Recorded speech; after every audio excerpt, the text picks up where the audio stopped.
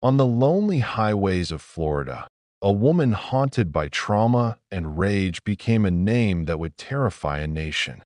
Aileen Wuornos, the highway killer, was no ordinary criminal.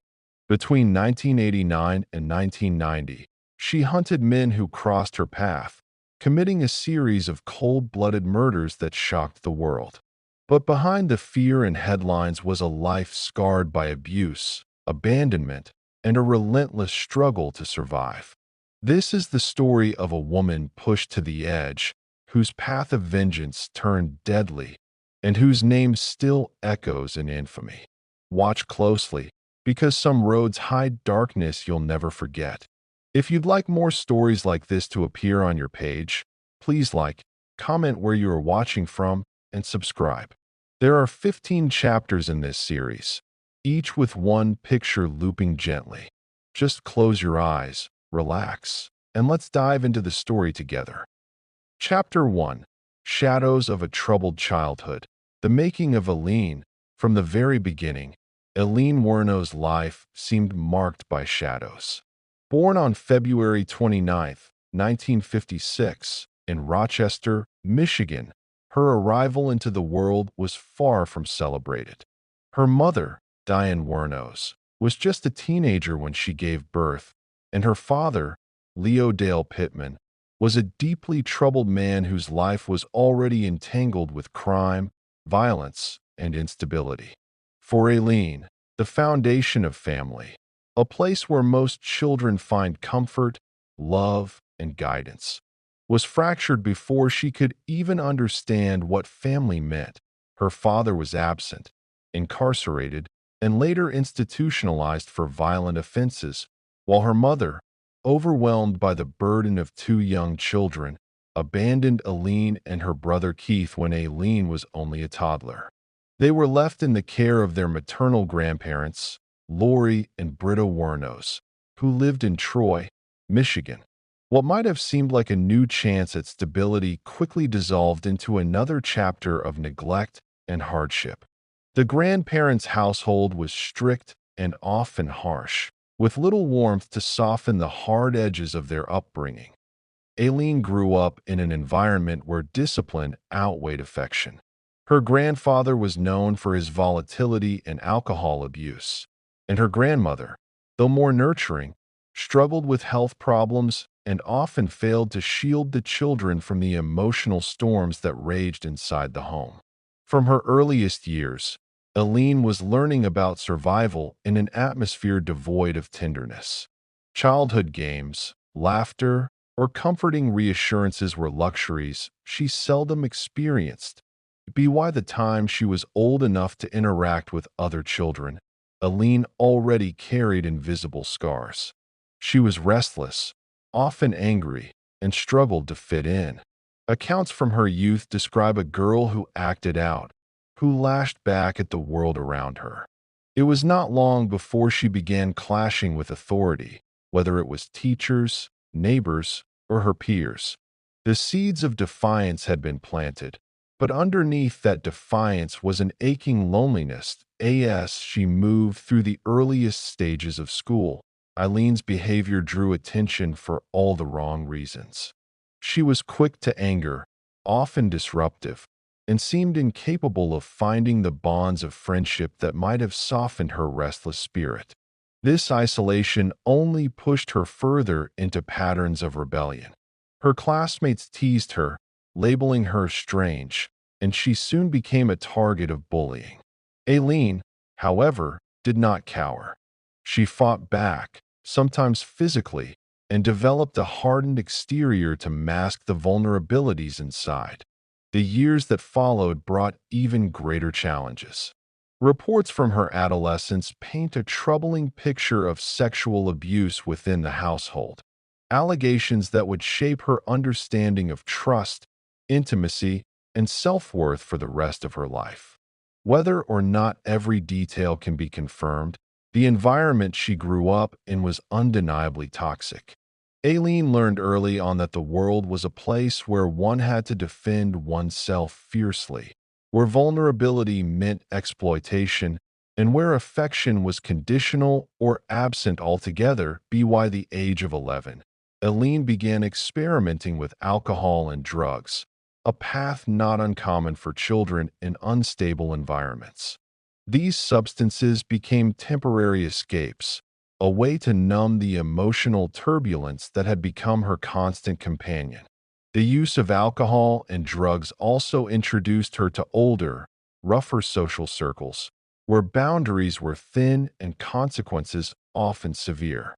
For Aileen, these years were less about childhood discovery and more about surviving in a world that seemed determined to reject her. At the same time, she began exploring her sexuality in ways that alarmed the adults around her. Some accounts suggest that she began trading sexual favors at a shockingly young age, often in exchange for cigarettes, food, or small amounts of money. Whether these interactions were born from necessity, peer pressure, or a desperate search for validation, they marked the beginning of a pattern that would define her adult life. Sex, for Aileen, became less an expression of intimacy and more a currency for survival. Yet, even in the midst of these struggles, there were moments that revealed her yearning for something more. Teachers recalled that she showed signs of intelligence and creativity, particularly when it came to drawing or expressing herself through art.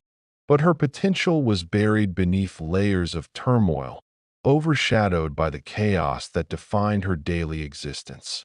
The instability of her environment and the weight of her experiences made it nearly impossible for her to channel her abilities into a positive direction.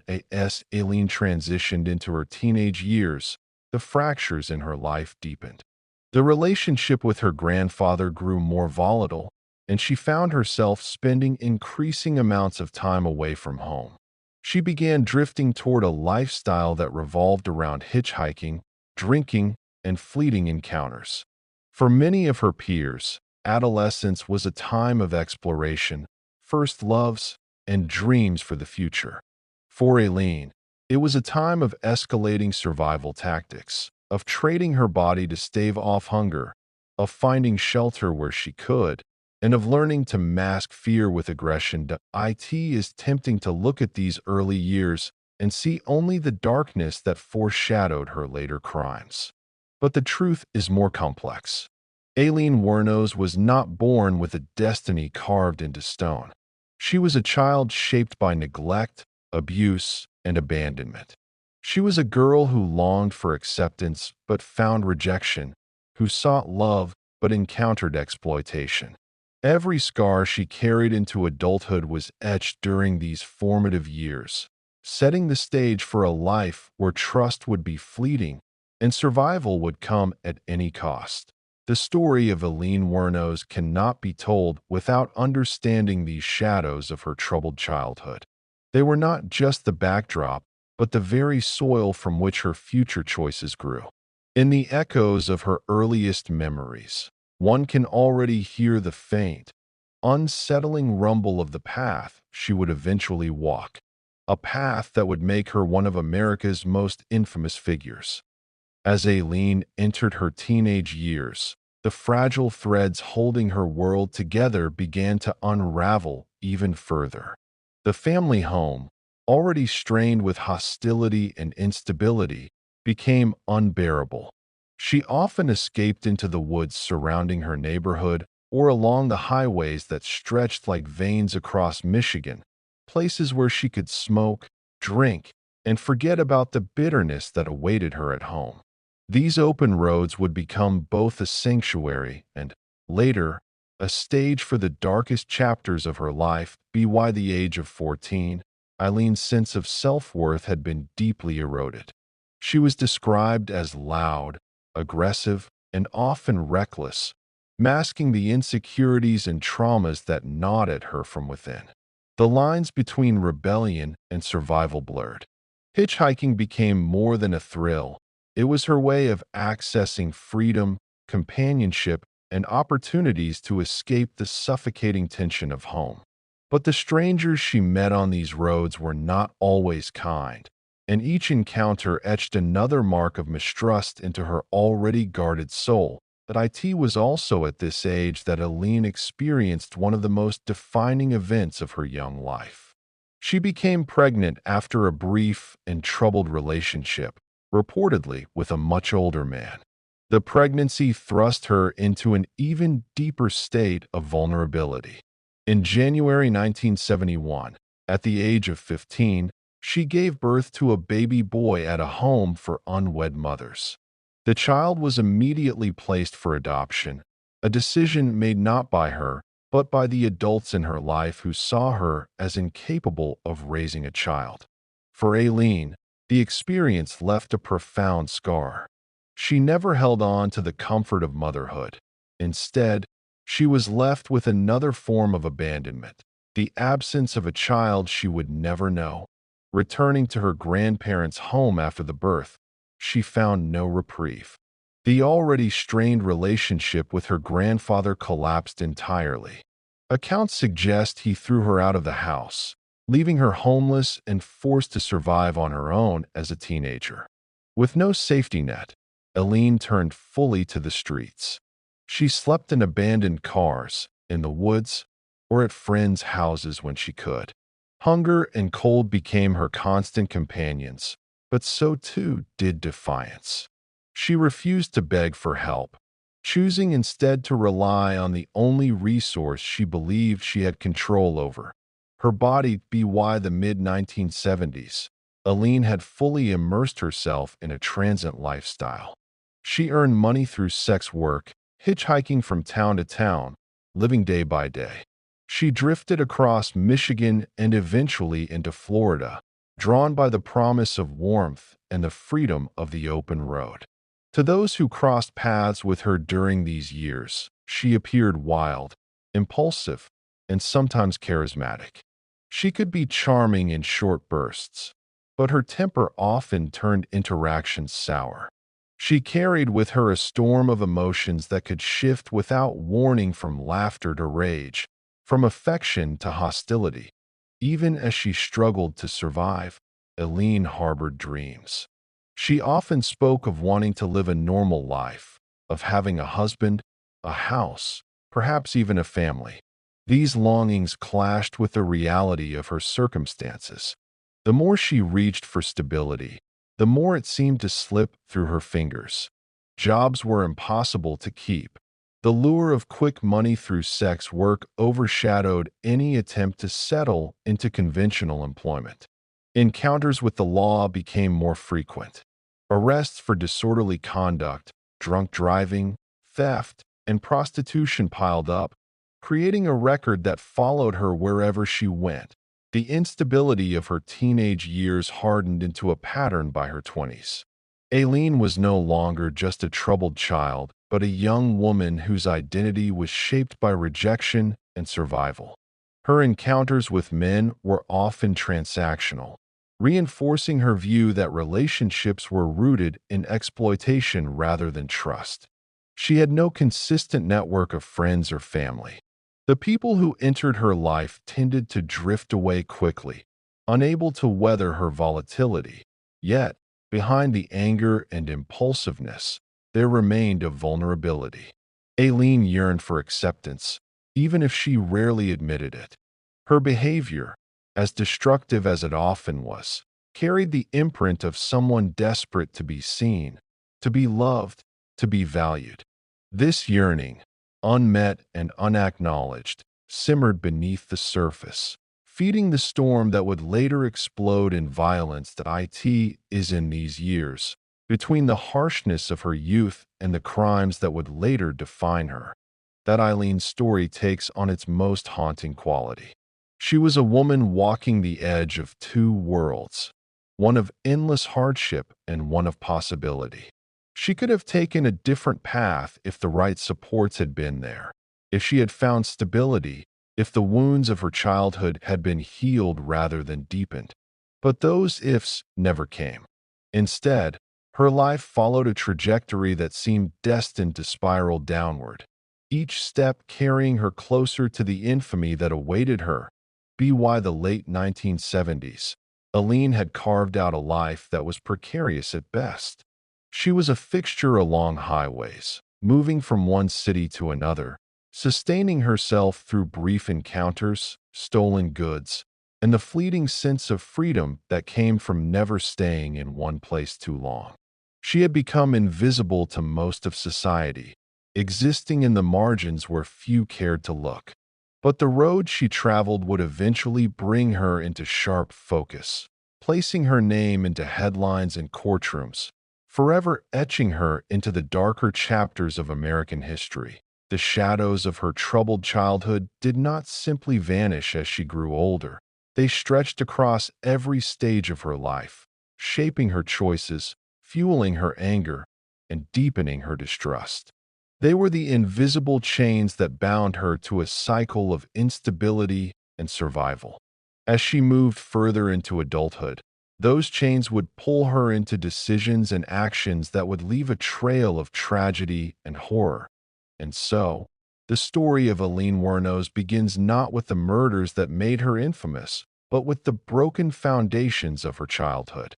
To understand her future crimes is to understand the pain, rejection, and loneliness that marked her earliest years.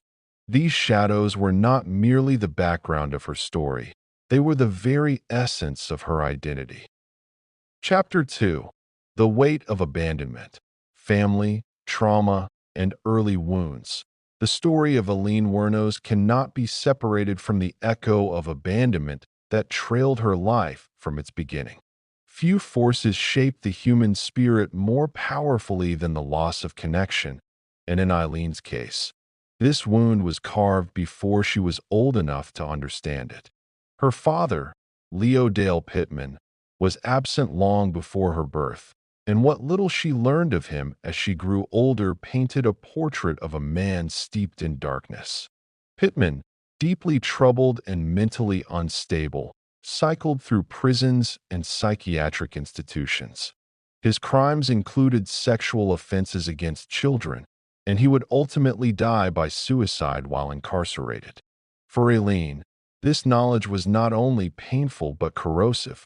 To know that the man responsible for half her existence was a predator and a prisoner left her with a sense of inherited shame and inevitable doom. Her mother, Diane Wuornos, was scarcely older than a child herself when she gave birth to Aileen and her brother Keith. Overwhelmed and unprepared, Diane walked away when Aileen was only 4 years old. In doing so, she left behind not only her daughter, but also the possibility of maternal comfort, the kind of affection that might have softened Eileen's turbulent world. The abandonment by her mother would become a defining feature of Eileen's identity. In interviews later in life, she often spoke bitterly of this betrayal, her voice filled with the lingering ache of someone who never healed from being left behind. In the vacuum left by her parents, Aileen and her brother were taken in by their maternal grandparents, Mallory and Britta Wuornos. At first, this might have seemed like a reprieve, a second chance at stability, but it was anything but.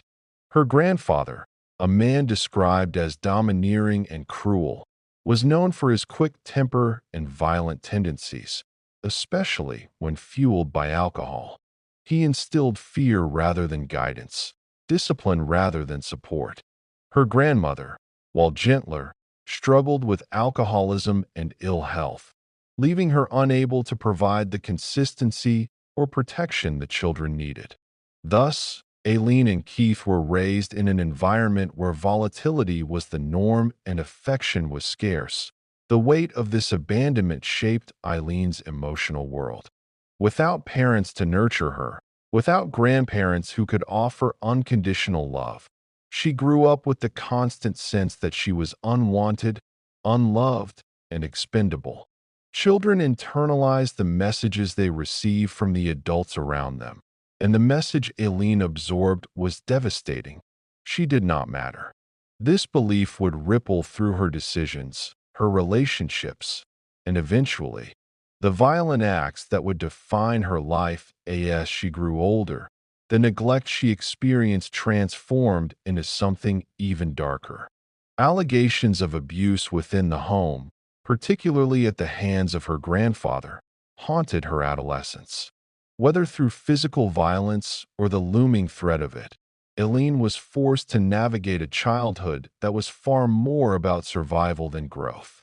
In later interviews, she suggested that sexual abuse had also been part of her story, though much of it remained cloaked in her volatile recollections. Even if the full extent of these experiences can never be conclusively proven, the atmosphere in which she lived was one of fear, coercion, and emotional abandonment. The psychological toll of abandonment is profound. Studies have shown that children who experience early rejection often develop what psychologists call an insecure attachment style.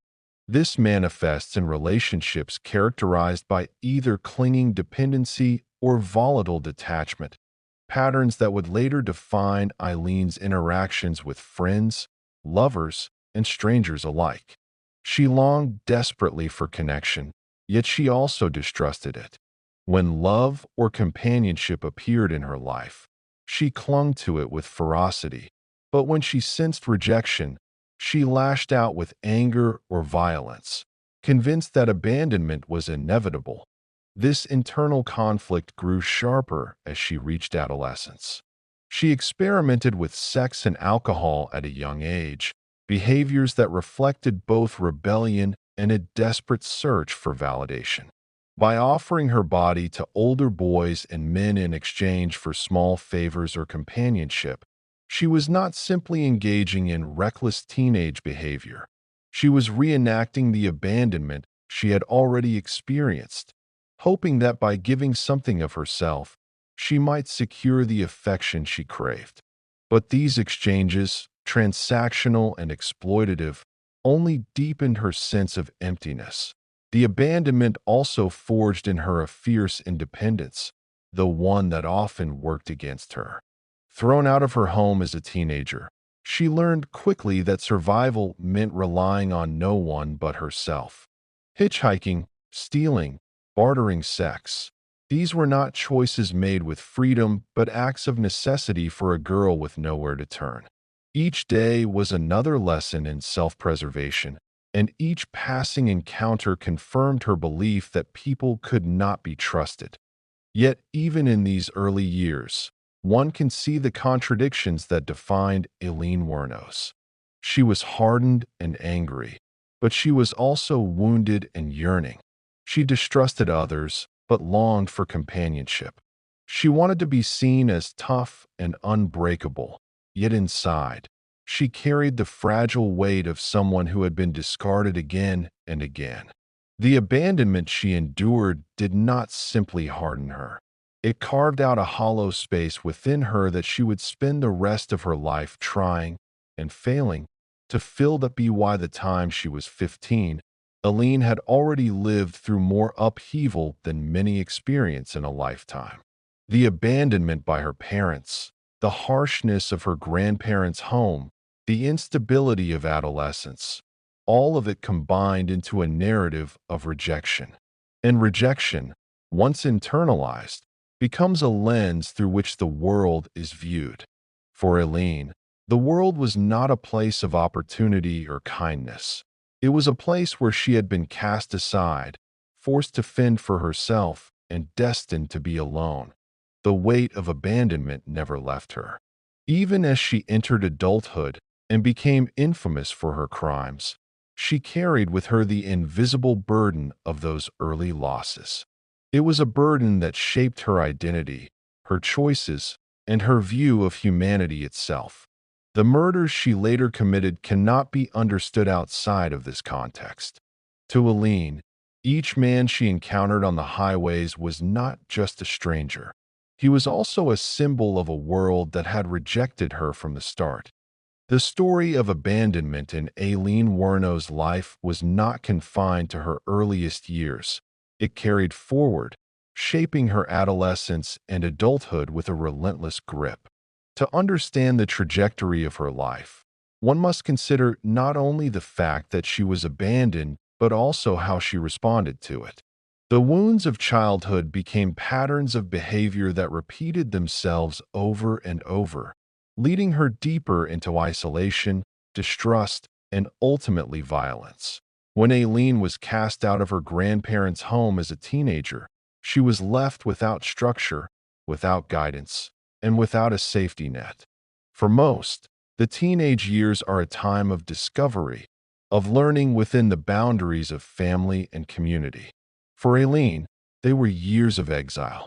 She wandered between friends' couches, wooded areas, and empty cars, piecing together a life from scraps. The sense of rejection she carried intensified, but so did her resolve.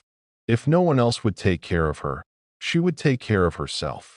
Yet, survival on those terms required sacrifices that chipped away at her already fragile sense of identity. The streets are rarely kind to those who call them home, and for a teenage girl, they can be especially brutal. Hitchhiking became her lifeline, a way to move from place to place, to find food, shelter, and fleeting companionship.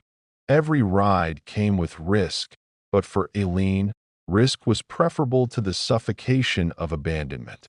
The men she encountered offered rides, meals, or money, but most also expected something in return. In this dynamic, Aileen learned to equate her body with survival. Sex became her bargaining chip, her only reliable currency in a world that otherwise had no use for her. This early conflation of survival with sexuality marked her in profound ways. She was never given the chance to experience intimacy as an act of love or trust. Instead, it was transactional from the start, bound up with hunger, cold nights, and the fear of rejection. As she grew older, this pattern hardened into a worldview. People did not give without taking. Affection always had a price, and trust was a luxury she could not afford. The abandonment of her parents and grandparents had taught her she was not worth unconditional love. Her experiences on the road reinforced that lesson again and again. Yet despite her hardened exterior, Aileen still craved the very things she believed were out of reach. She longed for connection, even as she sabotaged it. This contradiction defined her adolescence. On the one hand, she could be fiercely independent, insisting she needed no one. On the other, she threw herself into short-lived attachments, clinging with desperation to anyone who offered even a semblance of care. The fear of being abandoned again was always present, and it often manifested in volatile, destructive behavior. To Aileen, rejection was unbearable, and she reacted to it with anger that frightened those around her. The instability of her teenage years was compounded by her reputation. Within her community, she was seen as unruly, promiscuous, and dangerous. The cruel nicknames she was given by classmates reinforced her outsider status, branding her as someone who didn't belong. This social abandonment, combined with the personal abandonment she had already endured, deepened her alienation. She was a pariah in her own hometown, someone people whispered about rather than welcomed. This sense of being cast out by not just her family, but by society at large fueled the resentment that simmered within her. By the time she reached her late teens, Aileen's brushes with the law had begun to escalate. Arrests for theft, disorderly conduct, and prostitution added to her sense of being unwanted. Each arrest was a reminder that the world saw her as a problem, not a person. And yet, paradoxically, these encounters also gave her attention, even if negative. The law noticed her, judges noticed her, police noticed her. In a twisted way, it was better than invisibility. For someone who had spent her life discarded and ignored, even punishment felt like acknowledgement. The cycle of abandonment continued into her adult relationships. She sought out connections with men, sometimes in fleeting affairs, sometimes in attempts at longer partnerships, but none lasted. The combination of her volatility, her mistrust, and her reliance on sex work as a means of survival made stability impossible. And yet, she kept trying, kept searching, as though some part of her still believed she might find the acceptance that had been denied to her as a child. The cruel irony is that she was always chasing something that seemed to slip through her fingers the moment she touched it. Abandonment, however, did not only shape her in negative ways. It also gave her a kind of resilience, a ferocity that was both her strength and her downfall. Few people could survive the life she endured, sleeping outside in freezing temperatures, enduring exploitation, navigating the dangers of transient living. Aileen did survive, and that survival required a toughness that few could match. But toughness, when built on a foundation of pain and rejection, can easily twist into rage. The anger she carried was not just anger at individual people, but at the world itself, a world that had abandoned her at every turn. The weight of abandonment also influenced her view of morality and justice. In her eyes, she owed nothing to a society that had given her nothing. Laws, rules, social expectations, these were for people who belonged, not for outcasts like her. This perspective would later play a crucial role in how she justified her crimes. To her, the men she killed on the highways were not just individuals. They were symbols of the rejection and exploitation she had endured her entire life. Each murder was, in part, an act of retaliation against the abandonment that had defined her existence as her story moved from adolescence into adulthood. The patterns established by abandonment became the architecture of her life. Distrust, volatility, desperation, and defiance all traced back to the early lessons she had learned. That love was conditional, that people left, and that survival meant expecting nothing from anyone. This was the soil from which her later violence would grow. It is easy to look back on Aileen Wuornos and see only the killer she became, but to stop there is to miss the deeper tragedy. She was a woman shaped by wounds that were never healed, abandoned by those who should have cared for her, and left to wander a world that treated her as disposable. The murders she committed decades later cannot erase the child who once longed to be loved, nor can they erase the profound influence of the abandonment she endured. To understand the darkness of her crimes is to first understand the weight of being cast aside again and again, until rejection became the only language she knew. Chapter 3: Teenage Rebellion and the Price of Survival. By the time Aileen Wuornos stepped into her teenage years, she had already endured the kinds of losses and traumas that would leave most adults reeling.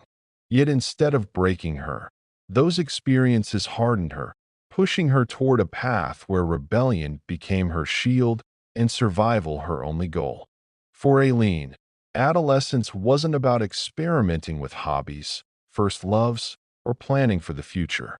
It was about weathering the storms of rejection, carving out a place for herself in a world that had turned its back on her, and finding a way to live on her own terms. Even if those terms were destructive, her reputation at school was already troubled. Known for her temper, her volatility, and her increasingly defiant behavior, she was labeled as an outcast by her peers.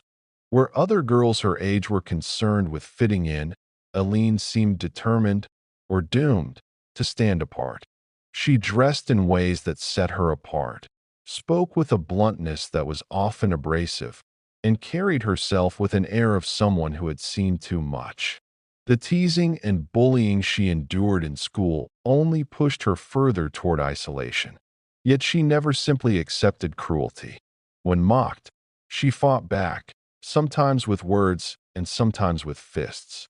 She was a girl who refused to be cowed, but beneath that defiance was a fragile core, desperate for belonging. It was during these years that Aileen began to embrace rebellion as her identity. Alcohol, drugs, and smoking became not just habits, but badges of her rejection of authority. She began skipping classes, disappearing for long stretches of time, and spending her nights wandering the woods or the highways near her home. Hitchhiking became both her escape and her adventure. For a girl who felt imprisoned by her circumstances, the open road offered the illusion of freedom. Each ride carried her away from the suffocating reality of her family life, even if only for a few hours. But the open road was not safe. The men who picked her up were often older, and they rarely offered their help without expecting something in return. By the age of 11 or 12, Aileen was already exchanging sexual favors for cigarettes, food, or cash.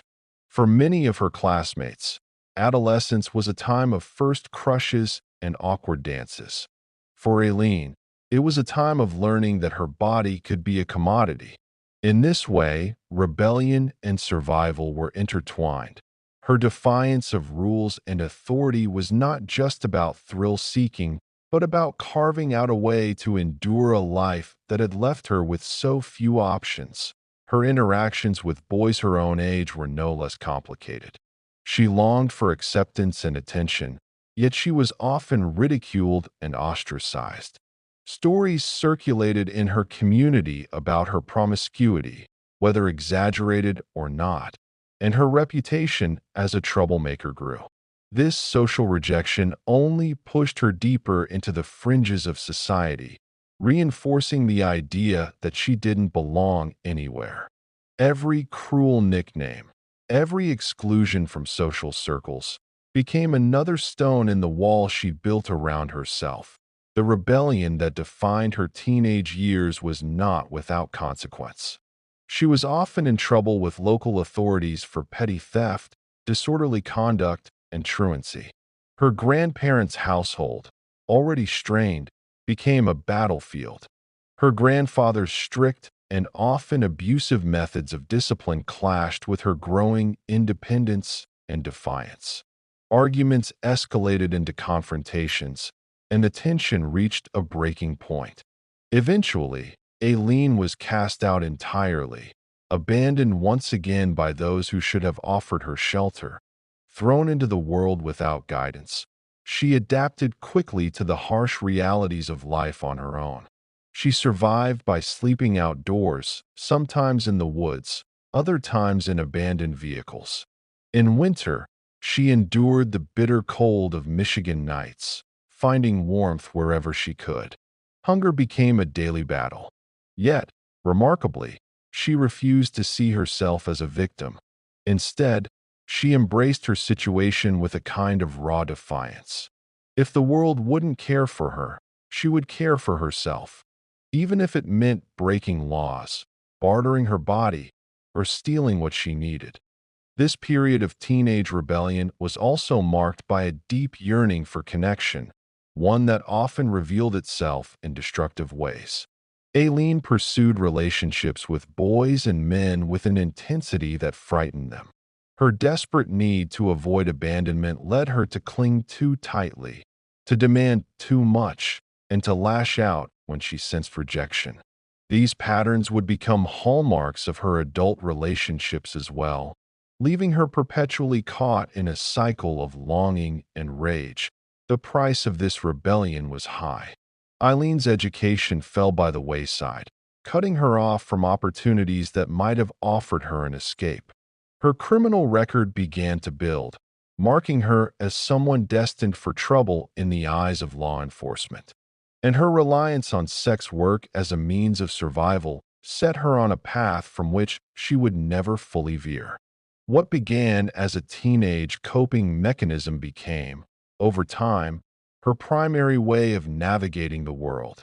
Yet, in these years of turmoil, Aileen also demonstrated remarkable resilience. Few could endure the level of rejection and hardship she faced and continue pushing forward with such determination. Her rebellion, though destructive, was also a form of strength. It was her way of asserting control in a life where control had so often been taken from her. In every stolen cigarette, every hitchhiked ride, every act of defiance, she was carving out a space for herself, no matter how fragile or fleeting it was. The rebellion of her teenage years did not simply foreshadow the violence that would later define her life. It also revealed the complexity of her character. She was not just a girl acting out for attention, but a young woman grappling with profound wounds. Her actions were both cries for help and declarations of independence. She wanted to be seen, to be valued, but she also wanted to prove that she could survive on her own terms.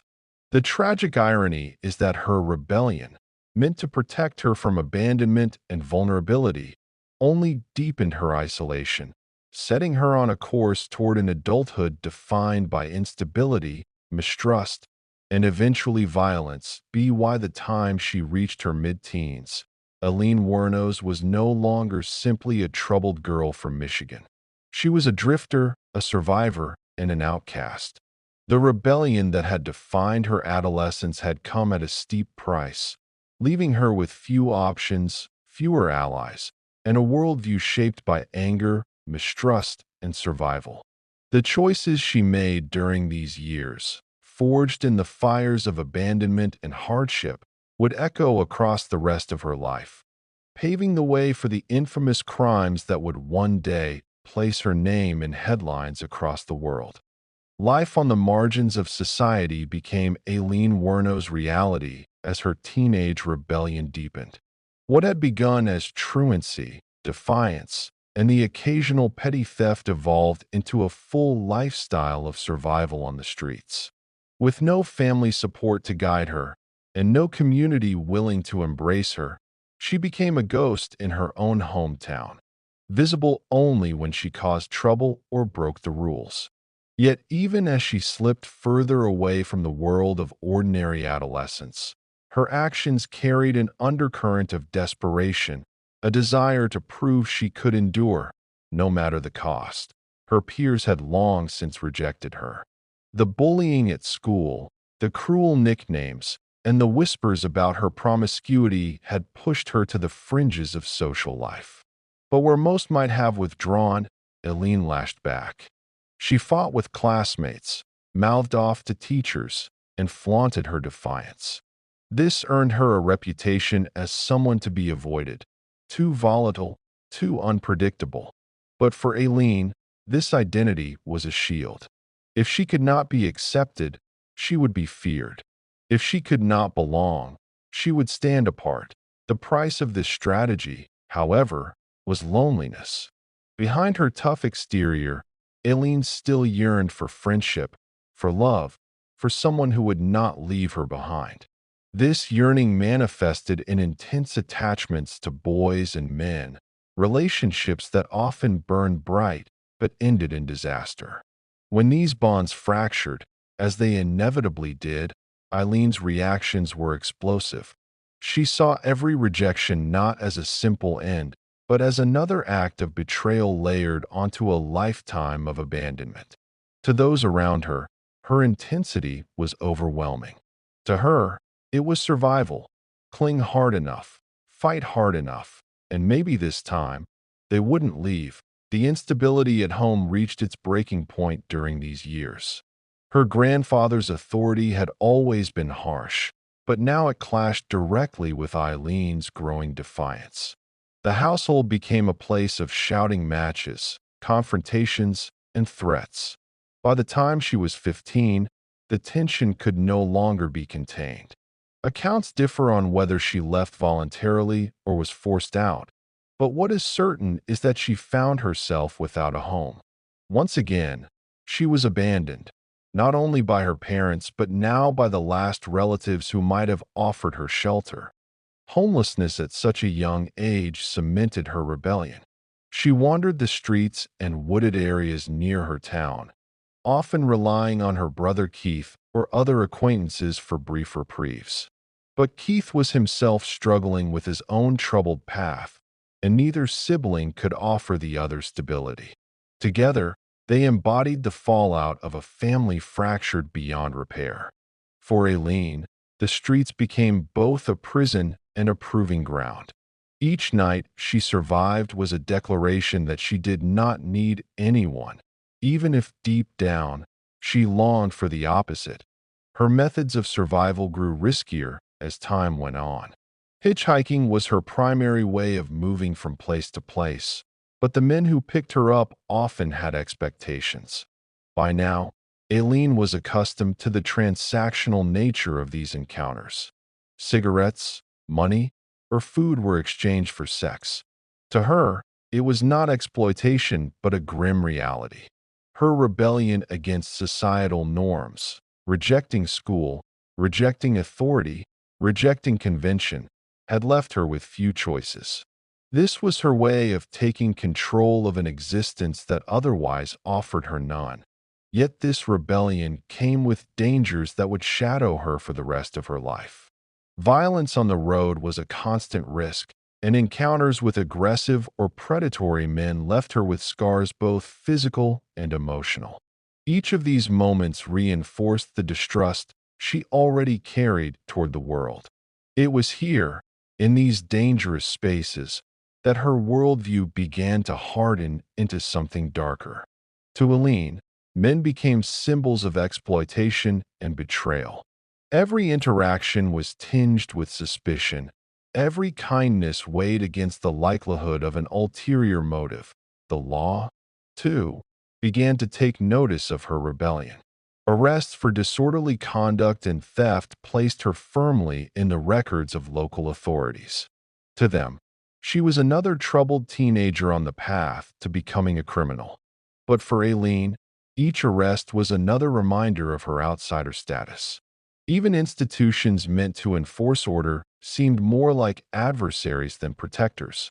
The system had never protected her from abuse, from abandonment, or from exploitation. Why should she see it as anything but another form of rejection? This worldview bled into her interactions with her community. She became increasingly volatile, known for her temper and her readiness to lash out at anyone she perceived as disrespectful. What others saw as recklessness, she saw as self-defense. The rebellion of her teenage years was not aimless, but rooted in the belief that the world was against her and that she had no choice but to fight back. And yet, amid the chaos of these years, there were glimpses of vulnerability. Aileen sometimes spoke of dreams that contrasted sharply with the life she lived. She imagined marrying, having a family, perhaps finding a kind of normalcy she had never known. These dreams were fleeting, often dismissed by herself as impossible, but they revealed the contradiction at the heart of her rebellion. She did not truly want to be an outcast. She wanted to belong. She wanted love and stability, but could not find them. And so she rejected the very idea of them before they could reject her. The price of her rebellion was not only external, but internal. Each act of defiance, each night spent in the cold, each transaction on the road chipped away at her sense of humanity. She became adept at masking her pain with anger, at hiding her fear with aggression. But inside, the weight of loneliness grew heavier. She had built a persona of toughness, but it was a persona forged from wounds that never healed. By the time she reached the threshold of adulthood, Aileen Wuornos was already living a life that bore little resemblance to that of her peers. While others were finishing school, finding first jobs, and planning futures, she was drifting along highways, surviving from day to day, relying on rebellion to mask the pain of abandonment. The cost of this rebellion would continue to rise, pulling her further into a cycle of instability, crime, and desperation. And though she could not know it then, these years were laying the foundation for the violence that would one day shock the nation. The rebellion of her teenage years was not just a phase of youthful defiance. It was the crucible in which her identity was forged, the stage on which the themes of abandonment, mistrust, and survival played out with increasing intensity. In rejecting the world that had rejected her, Aileen set herself on a path that left little room for redemption. She was not simply a teenager acting out. She was a survivor carving a jagged path through a hostile world, a path that would soon grow darker, more dangerous, and irreversible. Chapter 4. A drifter on the American highway, searching for belonging. By the time Aileen Wuornos stepped into adulthood, her life had already become a constant movement between places, people, and fleeting opportunities. She was barely out of her teenage years, yet she had already learned to live like a drifter, roaming highways with no destination, as though the open road was both her home and her curse. For Aileen, the highways of America were more than stretches of concrete. They were veins of possibility, places where she could slip in and out of towns unnoticed, where she might reinvent herself, or at least escape the reminders of what she had left behind. The highway culture of the late 1970s and early 1980s was a peculiar mix of opportunity and danger. America was vast, and the interstate system made it possible for someone with no money and no ties to traverse thousands of miles.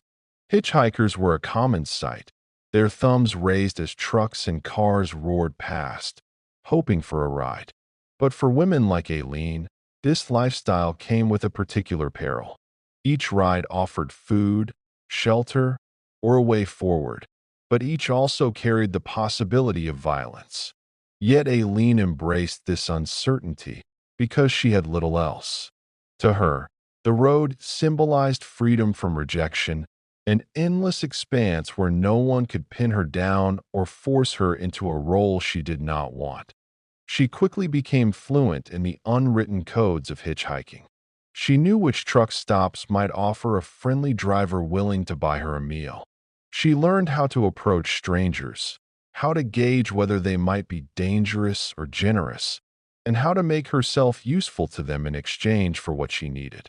Sometimes she offered company, sometimes conversation, and often sex. In this way, the road became her marketplace, and her body became her currency. To Aileen, it was not exploitation but a transaction, a way of surviving when every other door had been shut. The transient world she inhabited was filled with others like her, drifters, outcasts, people with nowhere to go and no one waiting for them.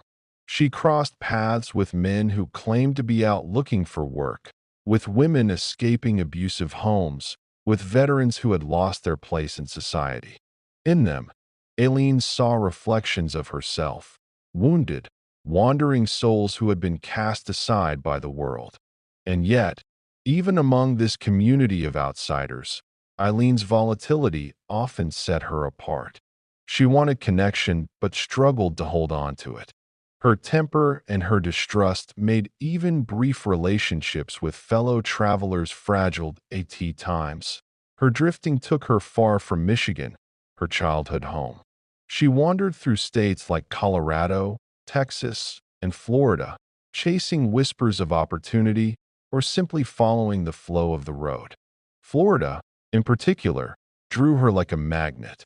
The warm weather, the bustling tourist towns, and the constant stream of travelers created an environment where someone like Aileen could blend in. Florida's highways became her stomping ground, places where she could disappear among the countless faces moving in and out of the state. But drifting was never romantic for Aileen.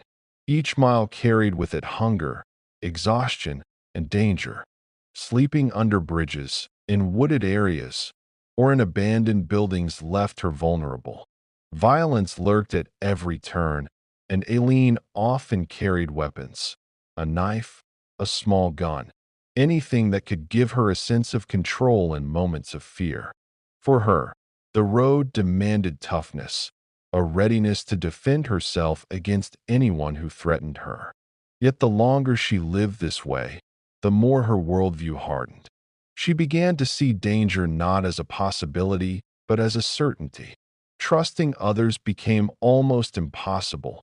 Still, there were moments when she found temporary stability. In her early 20s, she briefly married a wealthy older man in Florida, a union that could have changed the trajectory of her life. But Eileen's volatile nature sabotaged the relationship almost immediately. Her temper, her drinking, and her violent outbursts led to restraining orders and ultimately divorce. For a brief moment, she had been on the edge of security, a home, and a new identity. But the instability she carried within her made it impossible to hold on to. She drifted back to the highways. Her identity as a sex worker became more firmly entrenched. Truck stops, bars, and roadside motels became her places of business.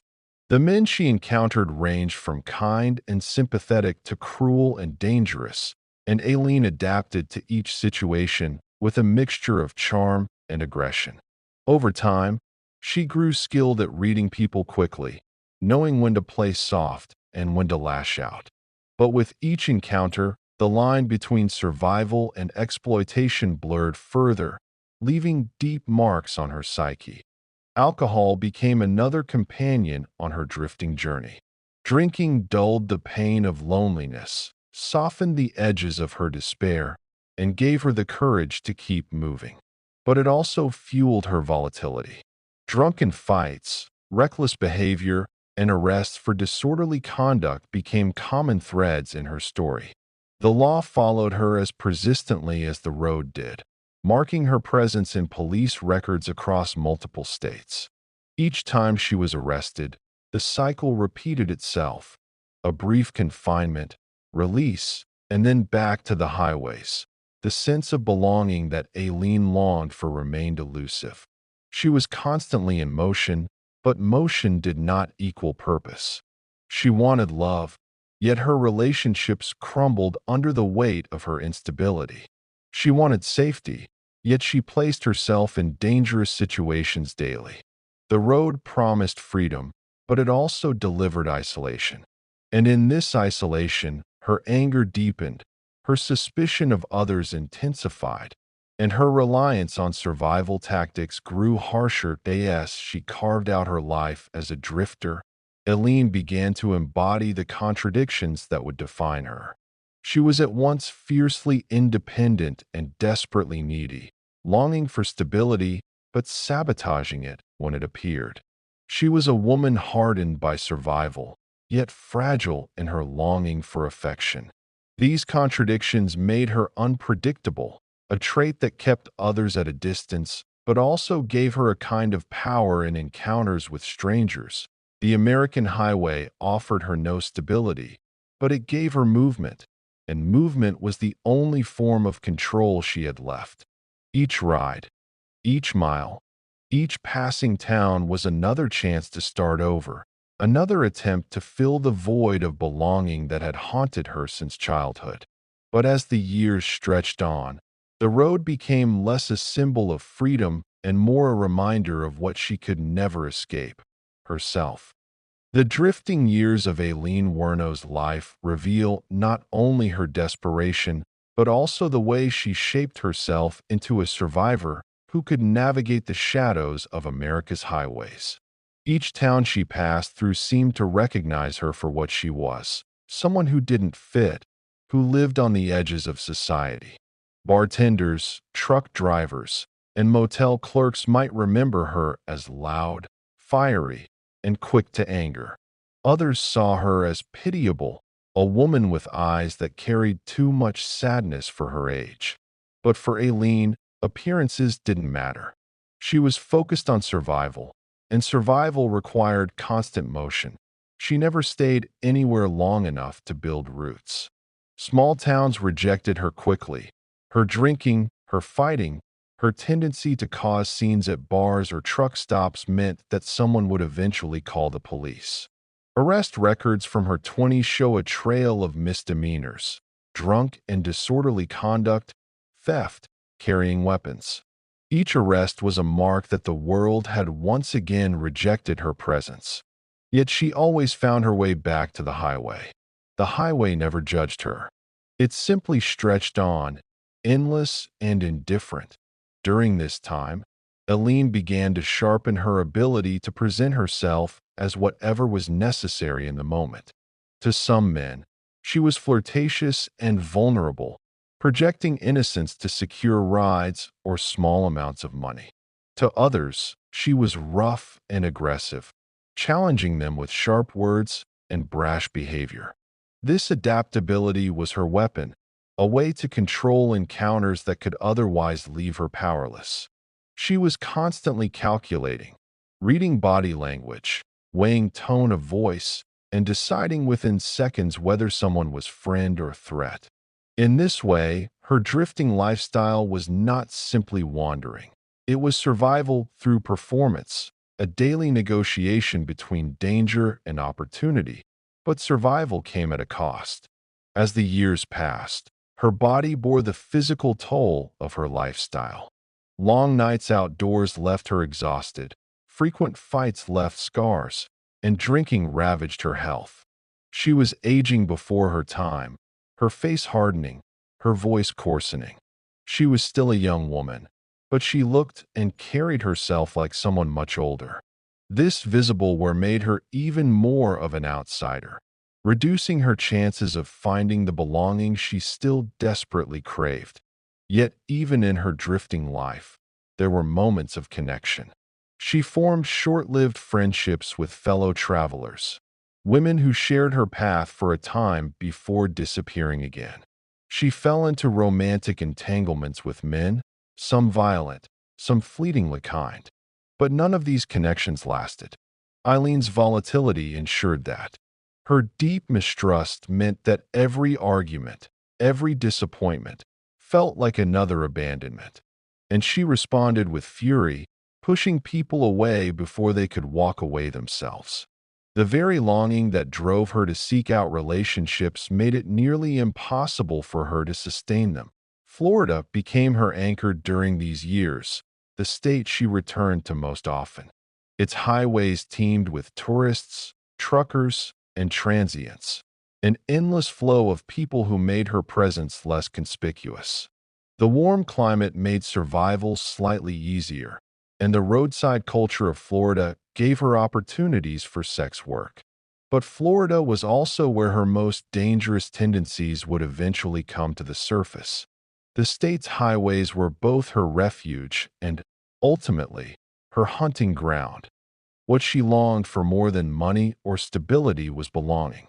This desire sometimes expressed itself in dramatic ways.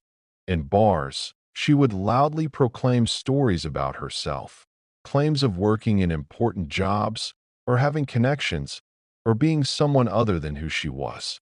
These fabrications weren't malicious lies, but attempts to create a new identity, one that others might respect or at least acknowledge. In truth, she was building masks, trying to be someone worthy of attention. Yet behind every mask was the same wound, the fear of being invisible, unwanted, and unloved. Her drifting also meant she was constantly exposed to violence. Encounters with aggressive clients, fights with strangers, and brushes with danger became a rhythm of her life. In many cases, she defended herself fiercely, sometimes with weapons. These incidents deepened her mistrust of men, feeding a view of the world in which exploitation was not the exception but the rule. Every violent encounter confirmed her belief that the world was hostile, and that survival meant striking before one was struck. By the time she reached her late 20s, Aileen Wuornos had already developed the hardened persona that would define her in the years to come. She was confrontational, defensive, and unpredictable. But this hardness was a shell built around a fragile core. Her longing for love never left her, and it was this longing that made her vulnerable to attachments that ultimately unraveled her life. It was in Florida, during one of her drifting cycles, that she would meet Tyria Moore, the woman who would become the center of her world and the key figure in the final chapter of her freedom. Her life as a drifter had given her survival skills, a hardened worldview, and a restless spirit. But it had also left her isolated, scarred, and increasingly distrustful of the world. The highways had given her movement, but no destination, freedom, but no belonging. As she rolled into her 30s, Aileen Wuornos was still searching for the one thing she had always been denied, a place where she could finally rest, finally be accepted, finally stop running. What she would find instead was a road that led her into darkness, one encounter at a time. The highway she had once seen as her escape would become the backdrop for the crimes that branded her as one of America's most infamous killers. But before that descent, there was the brief flicker of love and hope, a bond that gave her a sense of belonging she had never known. It was this bond, fragile and intense, that would fuel both her desire for survival and the violence that followed. Chapter 5. The Birth of a Dark Reputation, From Sex Work to Survival. By the early 1980s, Aileen Wuornos had drifted so deeply into the life of a roadside drifter that her identity became inseparable from the highways and truck stops of America. Yet among all the aspects of her drifting existence, none defined her more than the role she carved for herself as a sex worker. It was not a profession she had chosen in any traditional sense. It was, for her, a survival mechanism, a way to exchange her body for food, for shelter, for money to fuel her wandering. To Aileen, sex work was not about seduction or desire. It was about staying alive. But it was also the arena where her reputation began to grow, where whispers about her toughness, her volatility, and her refusal to be controlled began to circulate. She was not the kind of sex worker who blended into the background of neon-lit bars or upscale escort agencies. Her world was the roadside, truck stops, seedy motels, bars where the air was thick with smoke and tension, stretches of highway where women waited for strangers willing to stop. It was dangerous territory, where men often came not just for sex but for power, control, or violence. Aileen entered this world already hardened by years of abuse and abandonment, and she quickly became known for her unpredictability. Where other women might play submissive to protect themselves, Aileen met aggression with aggression. She would shout, threaten, even brandish weapons when she felt disrespected. This defiance set her apart, both feared and avoided by men who realized she was not easily dominated. But beneath the hardened persona, there was always vulnerability. For Aileen, each encounter was a reminder of her outsider status. She was selling intimacy because the world had never given her genuine love. She was trading her body for money because society had denied her opportunities for work, education, or stability. In every transaction, there was an unspoken truth. She was not valued for who she was, only for what she could provide. This fueled both her anger and her growing distrust of men. To her, clients were not simply customers, but potential predators, symbols of the exploitation she had suffered since her earliest years. That as her involvement in sex work deepened, so did her reliance on alcohol. Nights at bars turned into mornings of regret, but the cycle continued. Drinking gave her courage, dulled her fear, and fueled the outbursts that made her infamous in the circles she moved in. Police reports from these years paint a portrait of a woman constantly teetering between victim and aggressor. Arrests for disorderly conduct, fighting, and theft piled up, often tied to nights of drinking and confrontations with strangers. Yet each release saw her back on the streets, back at the bars, back on the highways. It was as though she had no choice but to return to the only life she knew. Florida became the center of her world during these years. The state's tourism industry, transient population, and sprawling highways created endless opportunities for someone living on the margins. She became a familiar figure in towns across Central Florida: Largo, Daytona Beach, Tampa, and Orlando. Locals might remember her fiery temper, her loud voice, her tendency to start fights. Others remembered her as a woman with sad eyes and a story that seemed to weigh heavily on her shoulders. She was both unforgettable and unplaceable, a drifter who left impressions but never roots. The men she encountered were as varied as the roads she traveled. Some were kind, offering food, money, or conversation without malice. Others were cruel, treating her with contempt or violence. Each encounter deepened her suspicion, and she began to approach every client with a defensive posture. This defensive nature sometimes escalated into physical altercations. Aileen was not afraid to fight back, and her reputation among men grew as someone who was dangerous if crossed. Some avoided her entirely. Others, perversely, sought her out for the challenge. In either case, her identity as a sex worker was inseparable from her reputation as a fighter. It was during this period that her interactions with the law became more serious. In 1982, she was arrested in Miami for armed robbery after holding up a convenience store with a pistol, stealing money and cigarettes. This was not a petty offense, but a desperate act that revealed the intensity of her survival mode. Though she served prison time, her release did not mark a change in her path. Instead, she returned to the highways, her criminal record now further sealing her fate as an outcast.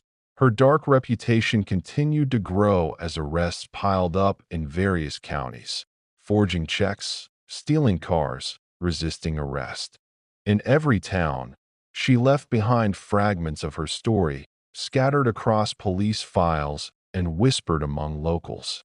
Yet through it all, she remained in motion, driven by the restless energy of someone who could not, or would not, stop. The road had become her permanent address, her stage, and her trap. Her approach to sex work also reflected the contradictions within her.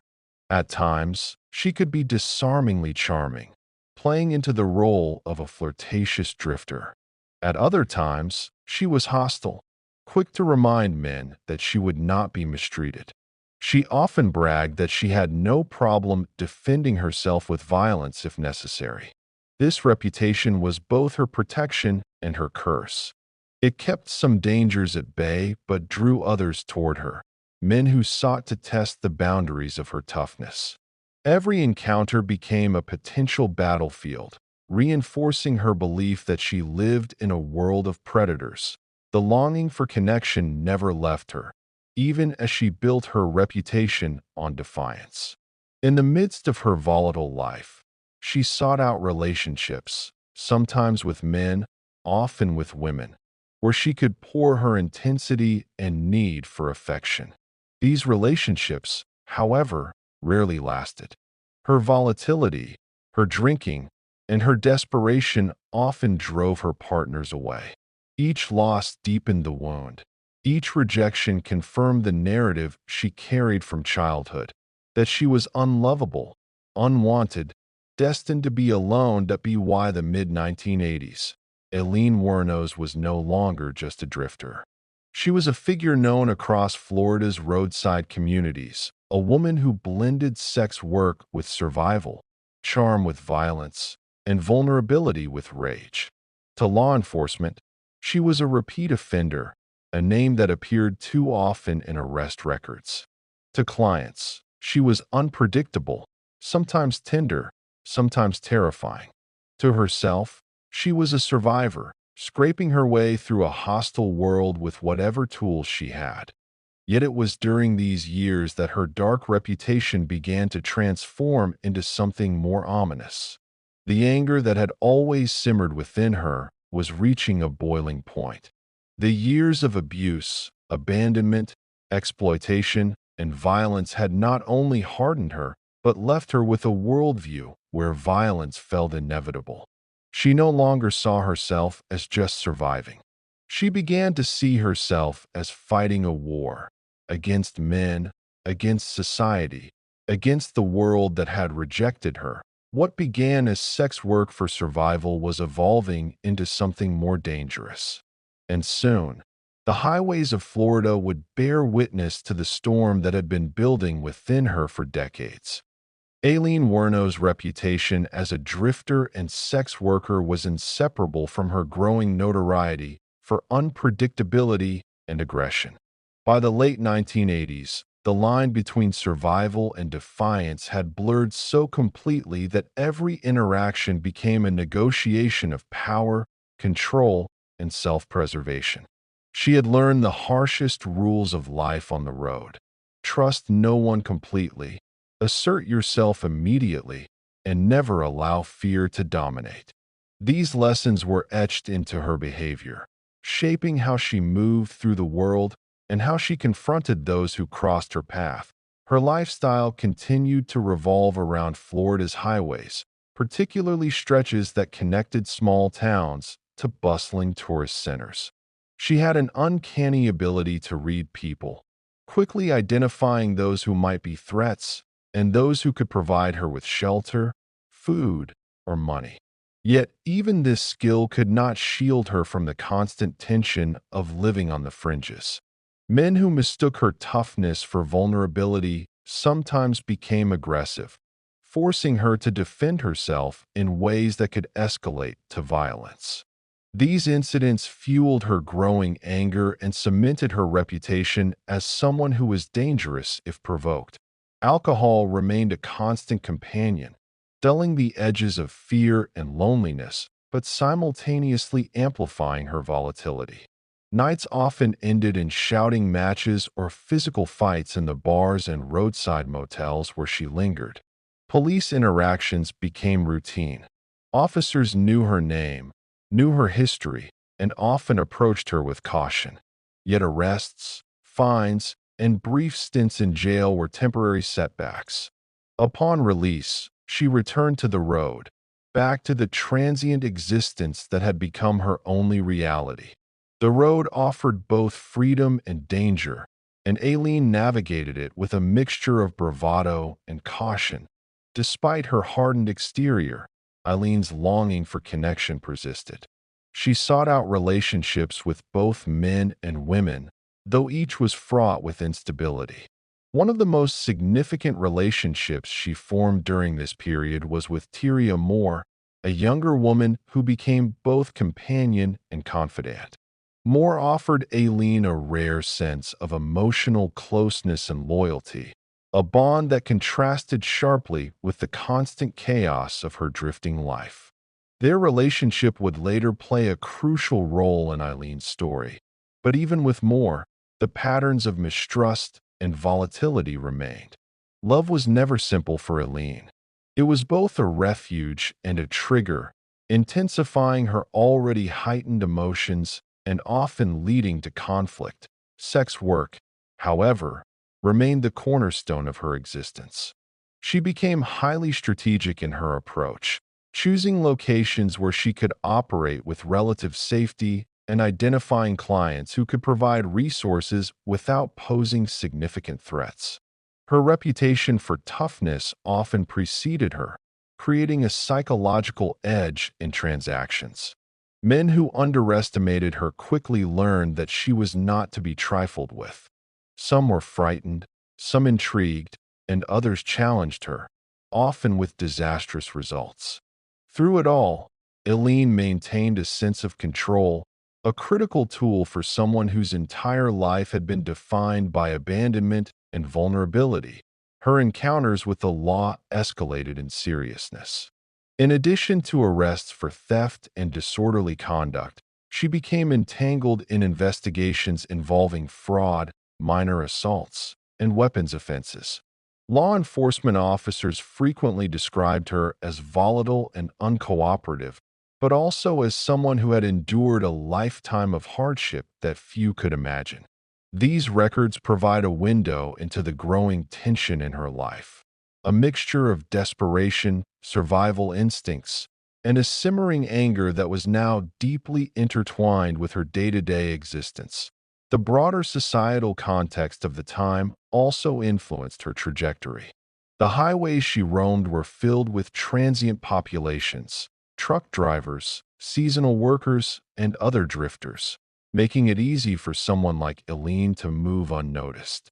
Yet these same highways were places of anonymity, where vulnerability could quickly become a death sentence. For women involved in sex work, the dangers were omnipresent: violent clients, hostile strangers, and the constant threat of law enforcement intervention. Aileen navigated these dangers with a mix of instinct, aggression, and caution, yet each encounter left an imprint on her psyche, reinforcing her mistrust of men and society at large. During this period, her personality hardened into a distinct pattern. She was fiercely independent, quick to anger, and deeply suspicious of others' intentions. Her self-protective mechanisms, aggression, manipulation, and defiance, became tools she used not just for survival, but for asserting control in a world that had never offered her power. Yet beneath the aggression was a constant undercurrent of fear and longing. Every act of defiance masked a vulnerability that few could see. Her reputation for toughness was both a shield and a warning, designed to keep potential threats at bay while simultaneously isolating her from the very connections she craved. By the end of the 1980s, Aileen Wuornos had fully established herself as a figure of notoriety along Florida's highways. She was known to law enforcement, recognized by fellow drifters, and remembered by locals who encountered her in bars and motels. Her reputation as a volatile, dangerous woman was cemented, yet it was rooted in survival rather than malice. She was a product of a life that had offered her nothing but abandonment, exploitation, and violence. Every choice she made, every confrontation she engaged in, was informed by the lessons of her past. Trust no one, survive at all costs, and protect yourself from a world that would not protect you. In retrospect, these years represent the crucible in which the Aileen Wuornos the world would later fear was forged. The combination of sex work, drifting, alcohol, and repeated encounters with violence hardened her, but it also highlighted the contradictions of her character. She was both predator and victim, aggressor and survivor, dangerous yet profoundly wounded. The reputation she built during this time would follow her into the 1990s, when the highways she roamed would no longer simply serve as roads for survival. They would become the stage for crimes that would shock the nation and immortalize her name in infamy. Chapter 6. Encounters that shaped the killer, relationships and triggers. As Aileen Wuornos entered her 30s, the highways of Florida had become both her refuge and her prison.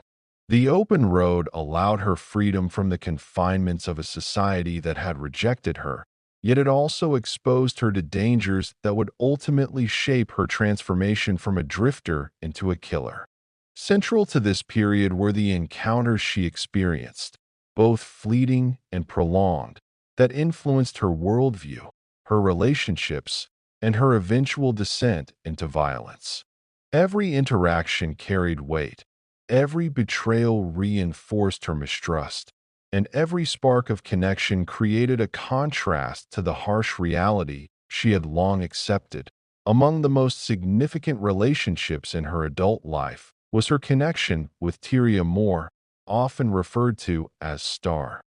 Moore was a young woman who, unlike most of the men and women Aileen had met on the road, offered the semblance of understanding and emotional support.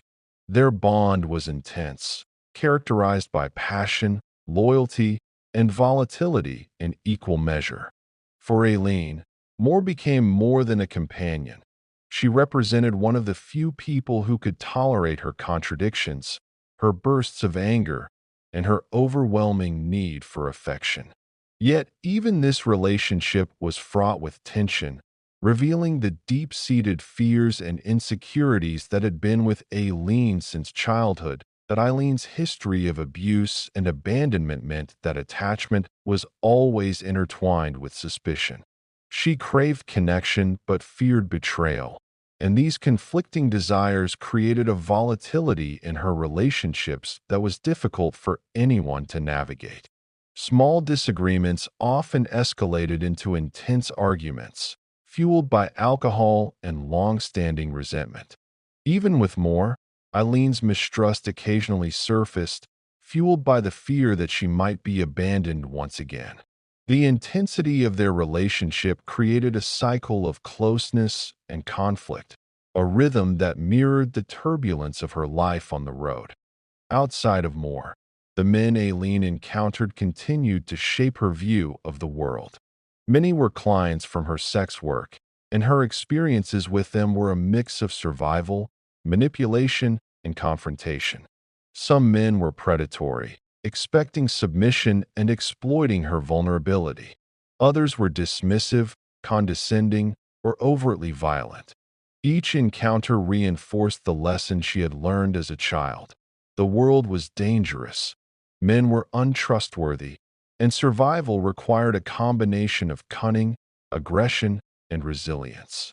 The accumulation of these experiences intensified her worldview, forging in her a mindset that would eventually rationalize violence as a form of preemptive protection.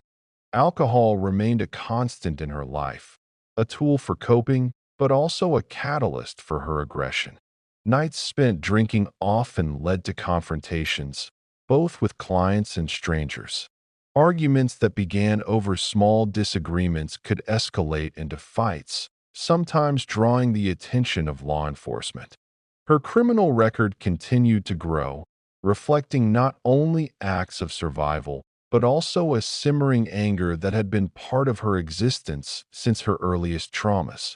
Each arrest and interaction with authorities reinforced her outsider identity, deepening her sense that the world had cast her aside. During this period, Aileen began to develop a pattern of behavior that would define her in the years to come. She became increasingly guarded, quick to interpret perceived slights as threats, and prone to defensive aggression. Minor incidents could escalate rapidly, as her heightened emotional responses collided with the unpredictability of life on the road. Her violent tendencies were not yet directed toward specific targets in a systematic way, but the seeds of what would later manifest as her infamous killing spree were taking root. Financial instability was another factor shaping her behavior. Living on the edge, she relied on sex work, petty theft, and sporadic odd jobs to make ends meet. The precarious nature of her existence created constant stress, reinforcing the urgency of survival over moral or social conventions. Every dollar earned through sex work or stolen through petty crimes was a temporary reprieve from poverty, yet it also reinforced the transient nature of her life. She had no safety net, no permanent home, and no reliable support system. This lack of stability magnified her defensiveness and her readiness to strike against those she perceived as threats. The highways of Florida, with their constant flow of transient people, became a crucible for these patterns. Men she met in bars or picked up while hitchhiking offered glimpses of connection, but also opportunities for betrayal. She learned quickly which types of people could be trusted and which posed danger. The combination of mobility, isolation, and exposure to predatory behavior created a high-stakes environment where survival and aggression were deeply intertwined. It was an environment in which a single encounter could escalate into violence, and in which vigilance was not optional but necessary. Psychologically, these experiences reinforced the narratives she had been carrying since childhood, that she was unworthy of love, that men were dangerous, and that the only way to protect herself was through preemptive aggression. While these lessons may seem extreme, they were logical extensions of a lifetime of trauma, rejection, and survival on the margins. Her worldview, forged in fear and reinforced by constant exposure to danger, was one in which violence was not merely a possibility. It was an inevitable component of self-preservation. Even as Eileen's relationships and encounters shaped her defensive aggression, there were glimpses of tenderness and vulnerability. With Moore, she could occasionally let down her guard, revealing the person she might have been under different circumstances. There were moments of laughter, shared plans, and fleeting intimacy, yet these moments were always fragile. The intensity of her inner turmoil and the instability of her environment meant that any sense of safety or belonging was temporary. The highways offered freedom, but freedom also meant exposure to danger and betrayal, a duality that defined her life. By the early 1990s, Aileen Wuornos was a woman shaped by decades of trauma, survival, and volatile relationships.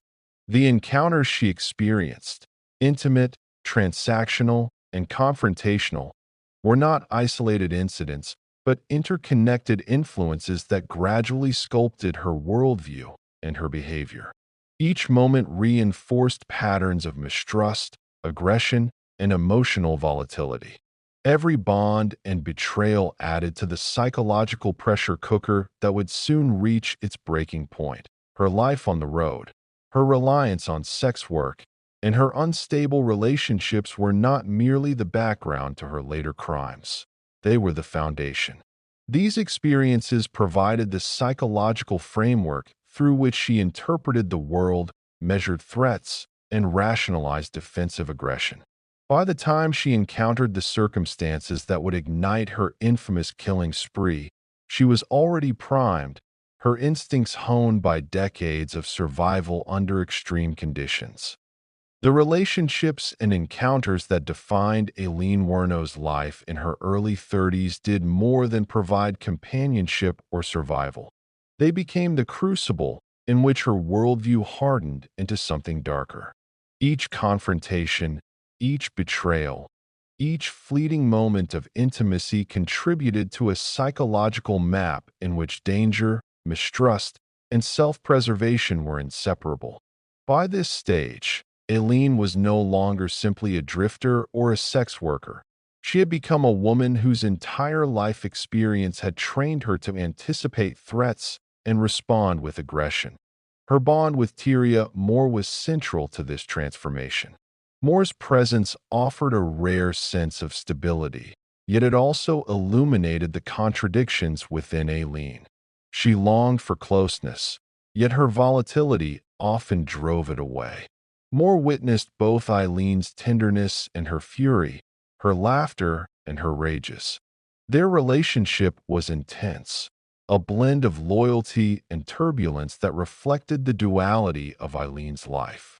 In some ways, Moore represented the one human connection that could temper Aileen's aggression, offering emotional grounding.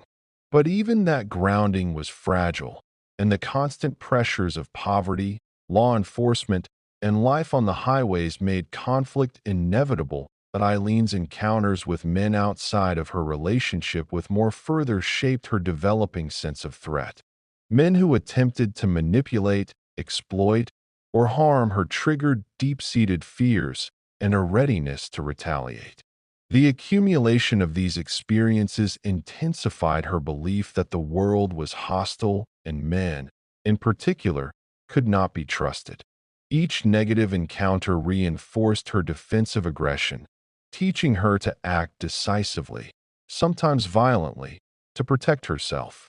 In this way, her early experiences with abusive men had not faded. They had evolved into a preemptive mindset where threat was assumed and self-defense often meant striking first. This period of her life also deepened her reliance on alcohol. Drinking provided a temporary escape from the constant stress of survival, from the pervasive loneliness, and from the emotional intensity of her relationship with Moore. Yet alcohol also exacerbated her volatility. Arguments, whether with clients, strangers, or Moore, could escalate quickly under the influence, often ending in fights or police interventions. Her criminal record expanded accordingly, documenting the clashes that punctuated her daily existence. But for Aileen, each arrest was merely a momentary interruption in a life that demanded constant vigilance and movement. The streets and highways of Florida became the stage upon which these dynamics played out. She navigated truck stops, roadside motels, and bars with the precision of someone who had learned to read danger quickly.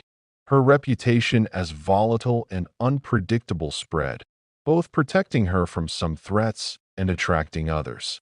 Some men approached her with caution, others sought to test her. Each encounter reinforced the necessity of her defensive aggression. In Eileen's mind, hesitation could be fatal. Assertiveness, even if violent, was survival. Financial instability remained a relentless pressure. Sex work was both the means and the method of survival, and Aileen refined her approach, learning which locations and clients offered the most reliable support. She developed strategies to avoid situations where she might be overpowered or exploited, often carrying weapons as a precaution. Yet each transaction, each survival tactic, also reinforced her perception of herself as existing in a hostile environment, one where resources were scarce and trust was a liability. The combination of isolation, danger, and intense relationships created a volatile psychological environment. Eileen's reactions to perceived threats were amplified by years of abandonment and abuse. Her temper, once reactive in adolescence, had become a tool of preemptive defense. Her experiences with men, clients, strangers, and those she briefly trusted had taught her that aggression was often the only way to retain control. In this crucible of encounters, her capacity for violence was honed, though it had not yet reached the scale for which she would later become infamous. Her relationship with Moore, however, provided critical context for her later actions. Moore's presence demonstrated that Aileen could form emotional bonds, that her capacity for affection and loyalty remained intact. Yet these bonds were always tempered by volatility and mistrust. The fragility of the relationship mirrored the fragility of Eileen's own sense of security. Even with someone who cared for her, she lived with the constant fear of abandonment, betrayal, or exploitation, fears rooted deeply in her childhood experiences. By the late 1980s and early 1990s, Eileen's worldview was fully formed. She saw the world as hostile, men as dangerous, and survival as a continuous negotiation of power. Her relationships were intense but precarious, and her methods of survival, sex work, aggression, and constant vigilance, had become second nature. The highways were no longer just pathways to escape.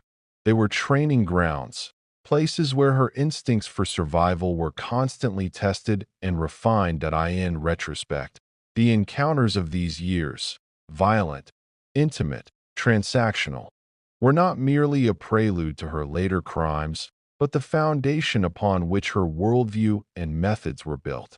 The combination of abandonment, exploitation, intense relationships, and survival on the margins created the psychological environment necessary for the emergence of a killer.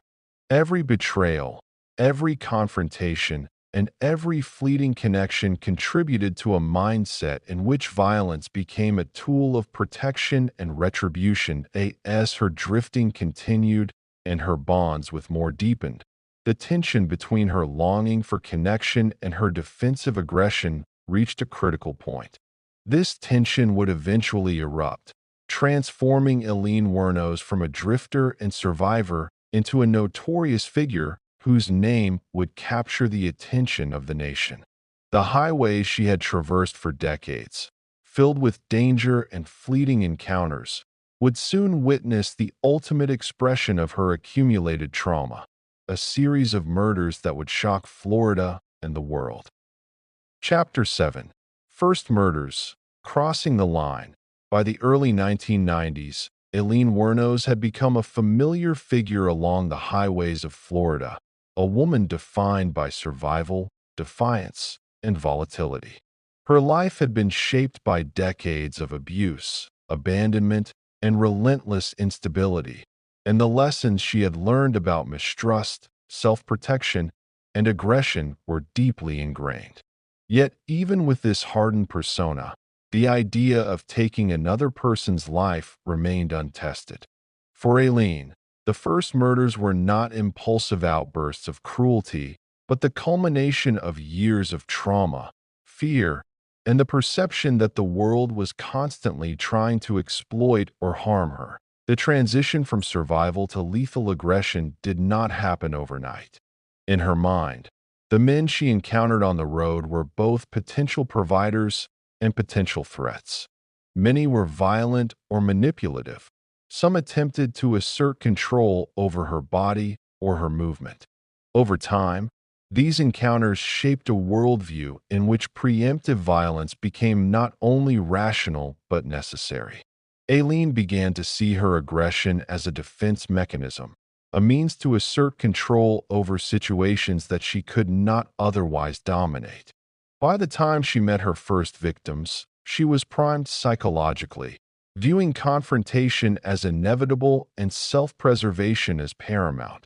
The first known victim of Aileen Wuornos was Richard Mallory, a man she picked up in late 1989. Mallory was a transient figure, like so many of the men Aileen encountered on the highway. In her own recounting, she claimed that the murder was an act of self-defense. According to her, Mallory had attempted to sexually assault her during the ride. While the exact circumstances are still debated, the result was the same. Aileen shot Mallory multiple times, ending his life on the side of a deserted road. This act marked the crossing of a line from survival in a hostile world to taking deliberate lethal action against another human being. What makes the first murders particularly significant is the context in which they occurred. Aileen did not randomly select victims out of malice. Her targets were individuals she believed posed a threat to her safety. This pattern is crucial in understanding the psychological logic behind her killings. Each act of violence was, in her mind, preemptive and defensive. The men she killed were not abstract symbols, but immediate threats, real or perceived, who she believed might exploit or harm her. Her early murders were therefore not impulsive thrill killings, but, from her perspective, rational acts of self-preservation. Though legally and morally they constituted murder, the method she chose, firearms, was consistent across her first killings. Guns offered immediacy and control. Aileen had learned to rely on weapons not only for protection during confrontations, but also as tools that allowed her to assert dominance over situations that could otherwise become dangerous. The choice of firearms, particularly pistols, also reflected her mobility. They could be carried easily, concealed during hitchhiking, and employed quickly if a perceived threat escalated. The weapons became extensions of her survival instincts, embodying both her fear and her growing sense of empowerment through violence that in the early murders. Aileen also displayed traits of psychological distancing. She compartmentalized her actions, viewing the killings as acts of necessity rather than moral transgression. This cognitive framework allowed her to continue her lifestyle without succumbing to immediate guilt or paralysis. Survival had always demanded ruthlessness, and now that ruthlessness had escalated to taking lives. For Aileen, there was a logic to each act, a cold, pragmatic calculation that balanced risk, opportunity, and the perceived threat posed by the victim. Her first murders also set the stage for a troubling cycle: encounter, fear, aggression, and flight. After each killing, Aileen fled the scene, often changing her location, sometimes disposing of evidence, and returning to the routines of the highway. The transient nature of her life made this easier than it might have been for someone rooted in a community. The highways provided cover, anonymity, and distance from law enforcement. Yet each act left an imprint, both psychologically and practically, as she adjusted to the reality of having taken a life. While the killings were defensive in her own account, the act of murder introduced a new layer of tension and danger into her life. She was now a fugitive of circumstance, constantly aware that any law enforcement encounter could expose her. Each journey along the highways carried the dual weight of survival and concealment. The psychological burden of knowing she had killed, a burden amplified by the need to justify her actions to herself, added complexity to her interactions with other drifters, and with transient men along her route. The initial murders also began to define her identity in subtle but significant ways. No longer just a drifter or sex worker, she was now a figure capable of extreme violence when she felt cornered. This reputation, though initially private, started to influence her behavior. Confidence, fearlessness, and aggression became intertwined, creating a psychological feedback loop. The more she killed, the more she viewed herself as empowered, the more likely she was to react with lethal force in subsequent encounters. Each murder reinforced her worldview that danger was constant and survival required preemptive action. Importantly, the first murders were not impulsive or uncontrolled in the sense of hysteria. They were calculated extensions of her survival instincts. She chose victims who, in her perception, posed immediate threats. She planned her encounters to maintain control and minimize risk to herself. Yet despite this calculated approach, there was an underlying volatility. Eileen's temper and history of trauma meant that the threshold for violence was lower than that of most people. Small provocations, perceived slights, or fear of assault could trigger deadly outcomes. By the time she committed her first killings, Aileen Wuornos had become a product of decades of trauma and survival on the margins of society. The highways of Florida were more than roads. They were arenas in which her instincts, fears, and aggression were constantly tested. Each murder marked the point at which survival instincts had transformed into a lethal pattern, and the road itself had become both stage and witness. The crossing of this line was not the beginning of her story, but the culmination of a lifetime spent navigating danger, abandonment, and betrayal. After her initial killings, Aileen Wuornos' life entered a new and precarious phase. The psychological transformation that had been brewing for decades, the combination of trauma, mistrust, and survival instincts, now took on a more tangible, lethal dimension. She was no longer merely defending herself from threats. Her actions had escalated into a pattern where preemptive violence became a perceived necessity. The highways, which had always offered anonymity and opportunity, now also carried the constant risk of exposure and the burden of guilt, though Aileen often rationalized her actions as necessary self-preservation. The immediacy of the killings introduced a heightened sense of tension into her daily existence. Each encounter with strangers had the potential to turn deadly, and Aileen navigated this reality with a combination of vigilance and aggression. The experience of having killed once and survived both the act and its aftermath instilled in her a confidence that bordered on audacity.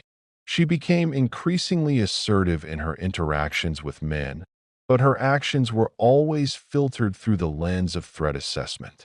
This psychological framework allowed her to move through the highways with calculated caution, yet it also made her more predisposed to respond with lethal force at the first hint of danger. The relationship with Tyria remained a central anchor during this period. Moore, who had witnessed the unfolding of Eileen's volatile behaviors, also became an observer to the emerging pattern of violence. Their bond was complex. Moore offered emotional support and companionship, yet she also became complicit, consciously or unconsciously, in a lifestyle that was rapidly spiraling into criminality. Eileen's need for validation and loyalty from Moore intensified, and the emotional intensity of their connection mirrored the heightened stakes of her daily existence.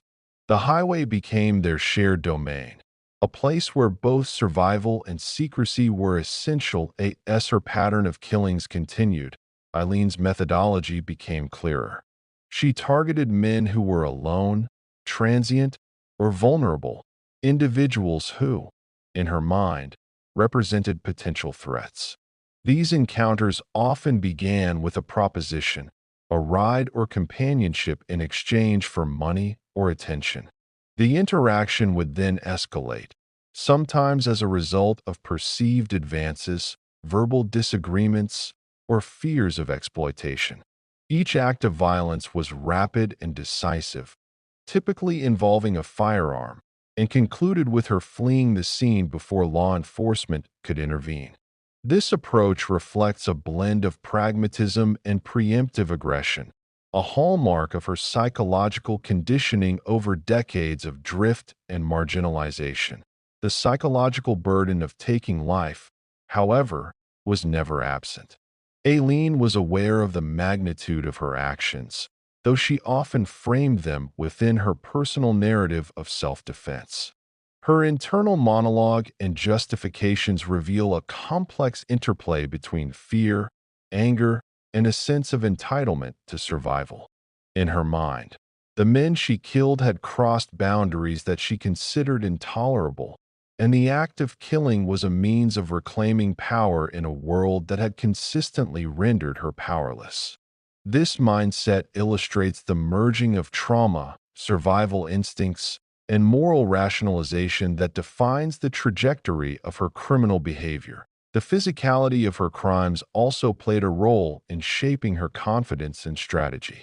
Firearms allowed for rapid, effective control over potentially threatening situations, and the act of carrying a weapon became routine in her life. Each encounter reinforced her belief that preparation, vigilance, and decisiveness were essential tools for survival. The highways, once simply routes for escape or commerce, became strategic landscapes where Eileen's psychological and practical skills intersected. She moved with purpose, scanning for potential threats while remaining ready to exert lethal force if necessary. In addition to survival and practicality, there was a psychological reinforcement cycle in play. Each killing validated her worldview, that men were dangerous, that trust was unreliable, and that preemptive aggression was justified. These beliefs, rooted in childhood abuse and compounded by years of exploitation and marginalization, now guided her behavior in a systematic yet deeply personal way. The murders were simultaneously a product of circumstance and a reflection of an internalized survival doctrine that prioritized self-preservation above societal law or moral constraint. The escalating frequency of her killings also affected her relationship with Moore. While the bond remained emotionally significant, the intensity of fear, secrecy, and mobility placed strains on their connection. Moore became both confidant and witness to a life increasingly governed by lethal decisions.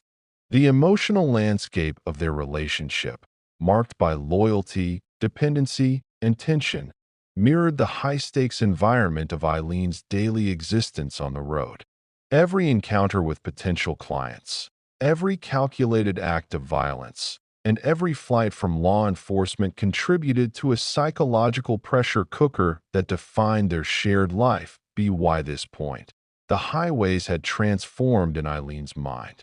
They were no longer neutral paths, but arenas of control, arenas where her capacity for violence, vigilance, and manipulation intersected with the unpredictable nature of human interaction. Every mile traveled, every stranger encountered, was a potential test of her survival skills. The blending of intimate relationships, transactional encounters, and lethal self-defense created a unique, perilous lifestyle that blurred the lines between victim and aggressor. The first murders had also begun to draw law enforcement attention, even if she remained unidentified in the early cases. Patterns began to emerge. Men traveling alone along Florida highways were being found dead under suspicious circumstances, often shot at close range. While authorities initially struggled to connect these cases, the presence of multiple victims along a consistent geographic corridor hinted at a developing pattern. The highways, once places of freedom, were gradually becoming the scenes of crimes that would ultimately define her infamy. In essence, the first murders marked both a psychological and practical turning point. Aileen Wuornos' years of drift, abuse, and survival had culminated in a lethal, preemptive strategy that combined her understanding of human behavior with the capacity for rapid violence. She was no longer merely reacting to the world. She was shaping it on her own terms, however darkly. The highways, the relationships, the encounters, all converged to create the conditions for a notorious killing spree that would soon capture national attention and forever alter the perception of women in crime. Chapter 8. The killing spree intensifies patterns and psychology. Following her initial killings, Aileen Wuornos entered a phase in which her violent behavior became more methodical, yet remained entwined with the chaos and desperation of her life on the margins. By this time, she had already internalized a worldview shaped by decades of abuse, abandonment, and survival in a hostile environment. Each act of murder was filtered through this lens, a belief that men were inherently dangerous, that trust was a liability, and that violence was an instrument of preemptive self-preservation. The highways of Florida, long her refuge, became arenas where these beliefs were acted upon with deadly precision. The killing spree that defined Aileen Wuornos' infamy did not follow a simple pattern, but certain consistencies began to emerge. Victims were typically men she met while hitchhiking or engaging in sex work. Each encounter started with negotiation, a ride, companionship, or money, before escalating into confrontation.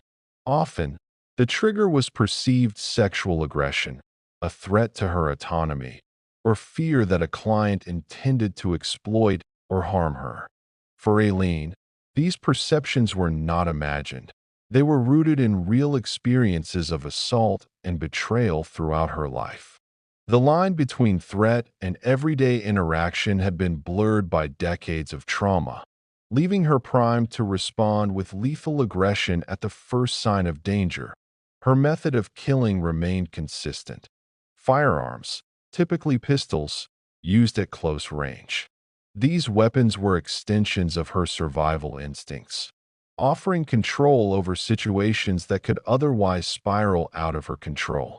The act of shooting was rapid, often occurring in the confined space of a car or roadside area.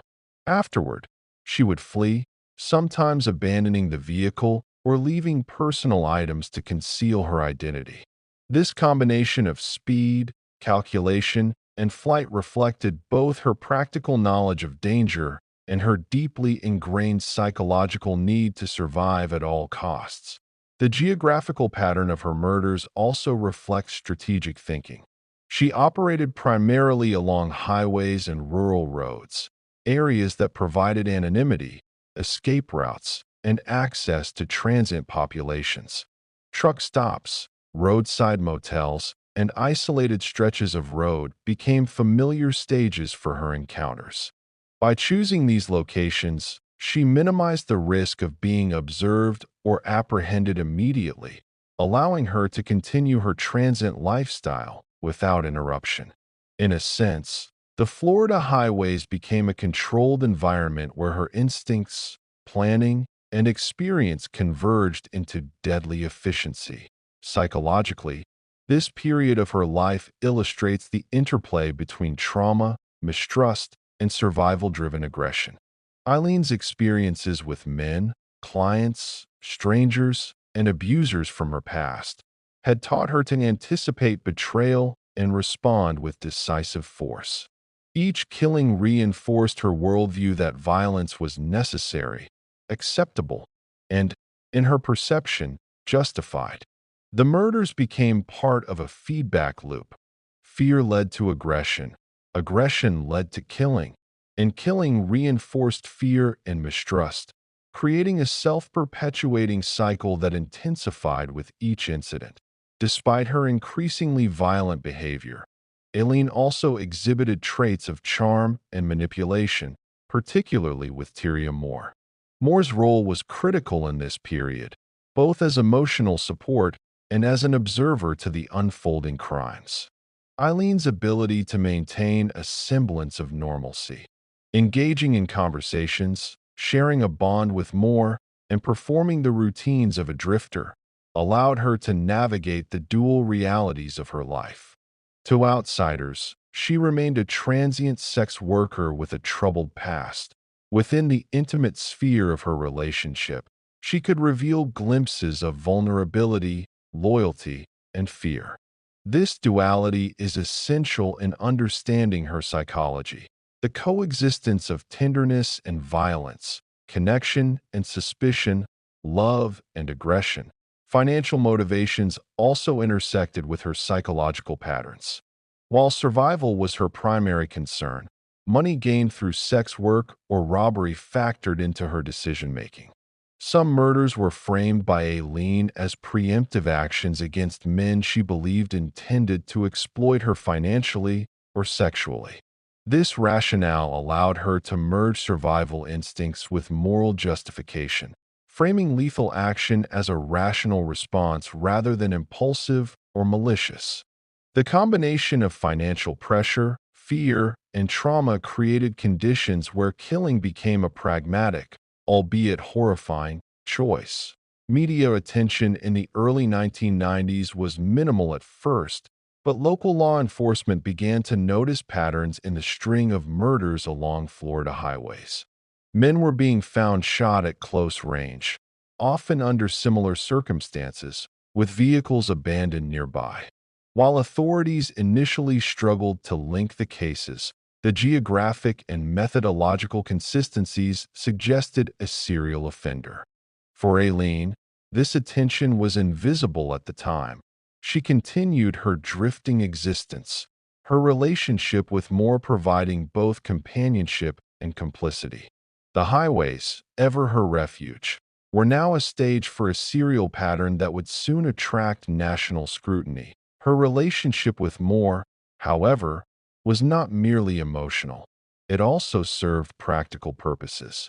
Aileen relied on Moore for assistance in daily survival, maintaining appearances, traveling safely, and sometimes aiding in concealing evidence.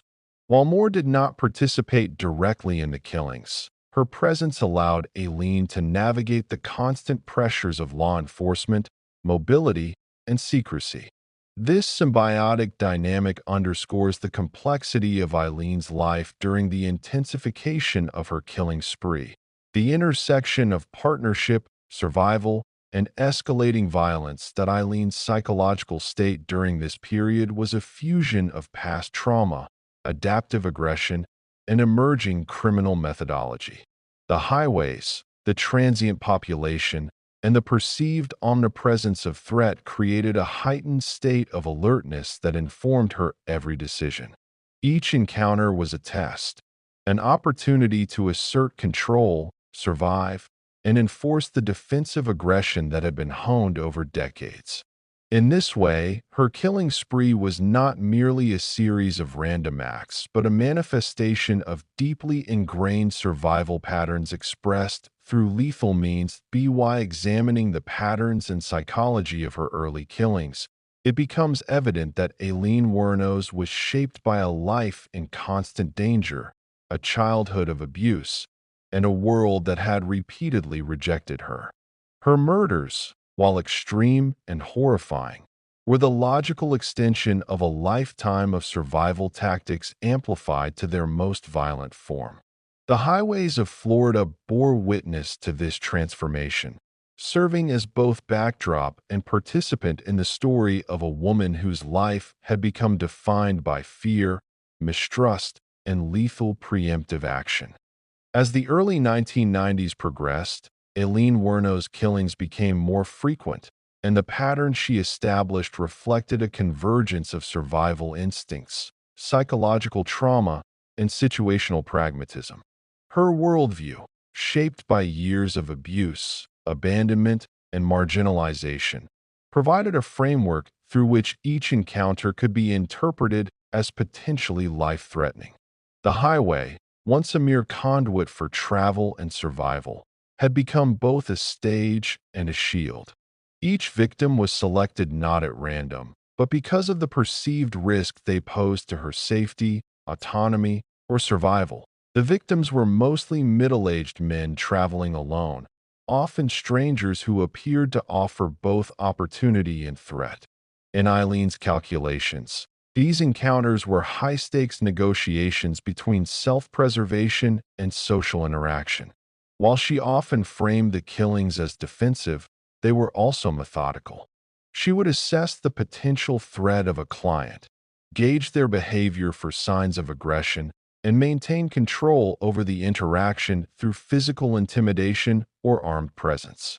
If the perceived threat escalated, the encounter could, and often did, end in fatal violence. These killings were a tragic blend of survival, fear, and moral rationalization. Her psychological reasoning played a critical role.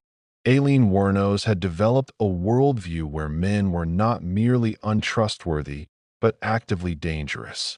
Each negative encounter in her past, abuse by family members, sexual exploitation, physical assaults by clients, reinforced this belief.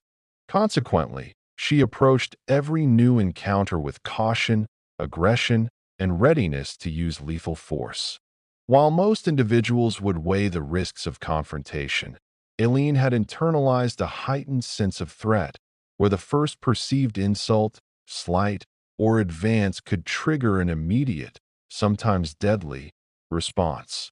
Firearms remained her weapon of choice, and the method of killing was consistent: rapid, close-range gunfire. The act was swift and decisive, reflecting both practicality and a psychological need to assert control.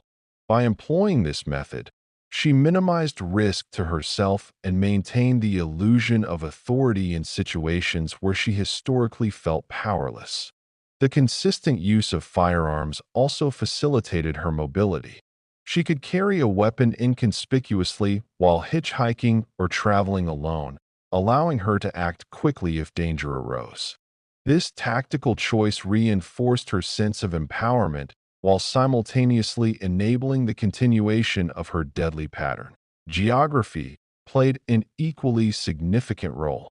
Aileen targeted rural and semi-isolated roads, areas that offered minimal observation and quick access to escape routes.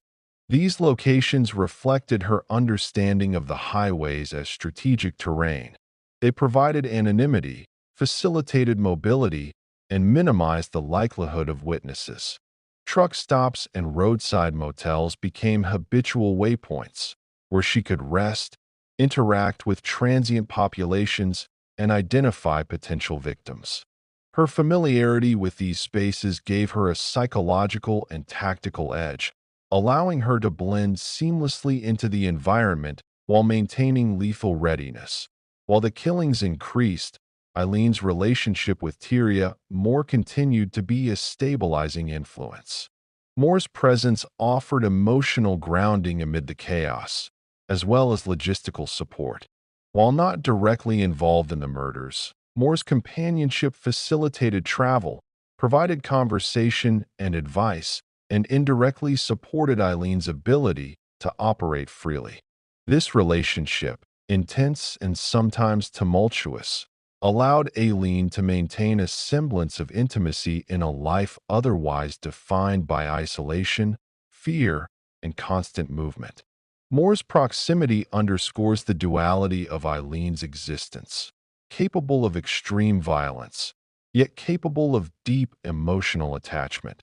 The financial aspect of her killings cannot be overlooked. While not all murders were motivated by robbery, financial gain was often intertwined with her perception of threat. Men who resisted paying for sex work or who attempted to assert control over her finances could trigger aggression. In Eileen's mind, these situations represented immediate danger, combining past trauma with current survival needs. The intersection of fear, financial necessity, and aggression created circumstances where lethal force seemed rational, even essential. Media attention remained limited at first, but law enforcement began noting patterns.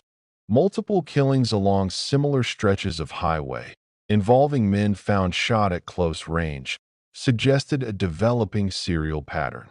Each murder increased the risk of discovery, yet Eileen's mobility and familiarity with transient populations allowed her to continue undetected for months.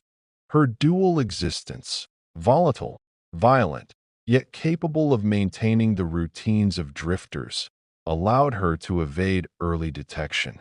In this sense, the highways were both stage and shield, supporting her lifestyle and her lethal methodology. Psychologically, her spree exemplified the interplay of trauma, perception, and learned aggression. Each killing reinforced the belief that she was defending herself against predatory men, creating a feedback loop that validated her worldview and intensified her readiness to act violently. The combination of past abuse, abandonment, survival-based aggression, and psychological rationalization coalesced into a framework in which murder was both a defensive and empowering act. It was within this framework that Aileen navigated the highways of Florida, simultaneously prey and predator, victim and aggressor. The intensification of her spree also marked a shift in her self-concept. Aileen Wuornos began to see herself not merely as a drifter or survivor, but as someone with the power to impose consequences on those she perceived as threats. This self-perception, born of decades of marginalization and reinforced by lethal experience, combined with the isolation of life on the road, created a psychological environment in which violence became normalized. Each act of killing, though rooted in perceived self-defense, reinforced her capacity for and willingness to engage in further lethal behavior. Ultimately, this phase of her life underscores the tragic intersection of trauma, survival, and crime. Aileen Wuornos' killings were not arbitrary. They were the product of a lifetime spent navigating danger, betrayal, and marginalization. The highways of Florida, which had once offered freedom and anonymity, now bore witness to a lethal pattern born of fear, experience, and a deeply entrenched survivalist worldview. The escalation of her spree reflects both the continuity of her survival instincts and the intensification of psychological factors that would define her as one of America's most infamous serial killers. Chapter 9. The investigation begins. Law enforcement's hunt. By the early 1990s, the series of killings along Florida's highways had begun to attract the attention of law enforcement, though connecting the dots proved far from straightforward. The victims, mostly middle-aged men traveling alone, were found shot at close range, often along isolated stretches of road. Vehicles were sometimes abandoned, possessions left behind, and in many cases, evidence was minimal or circumstantial. Investigators faced a complex puzzle, a transient killer targeting equally transient victims, operating in a state characterized by tourism, seasonal travel, and mobility. Local police initially treated each homicide as an isolated incident. The first reports, appearing in different counties, failed to suggest a pattern. Victims came from varied backgrounds, and there were few eyewitnesses. However, similarities began to emerge. The location of the killings along rural or semi-rural highways, the use of firearms at close range, and the absence of robbery in some cases. These commonalities, while subtle at first, formed the foundation for a serial investigation. Detectives began to recognize that the perpetrator was likely someone who understood the geography of Florida's back roads and could move freely between jurisdictions without arousing immediate suspicion. The interstate and rural nature of the crime scenes presented unique challenges. The transient population, truck drivers, tourists, and drifters, meant that victims were often strangers to their surroundings, and law enforcement had few leads. The highways themselves, with their constant flow of traffic, isolated stretches, and roadside attractions, created an environment where a predator could operate with relative anonymity.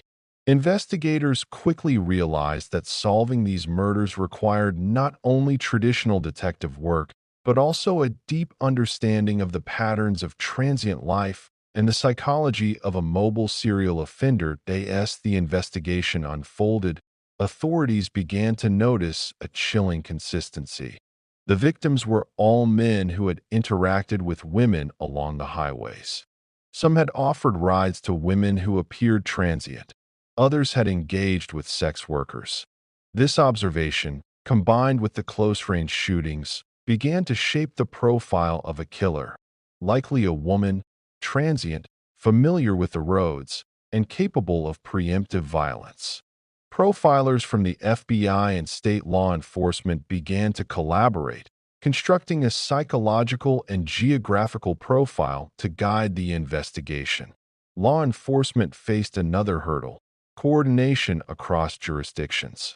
Florida's counties operate semi-independently, and the early murders were scattered across different regions, from rural northern areas to highways near popular tourist destinations. Sharing information, connecting case files, and identifying patterns took time and effort. This bureaucratic complexity allowed the killer to continue her activities with minimal interference in the initial stages.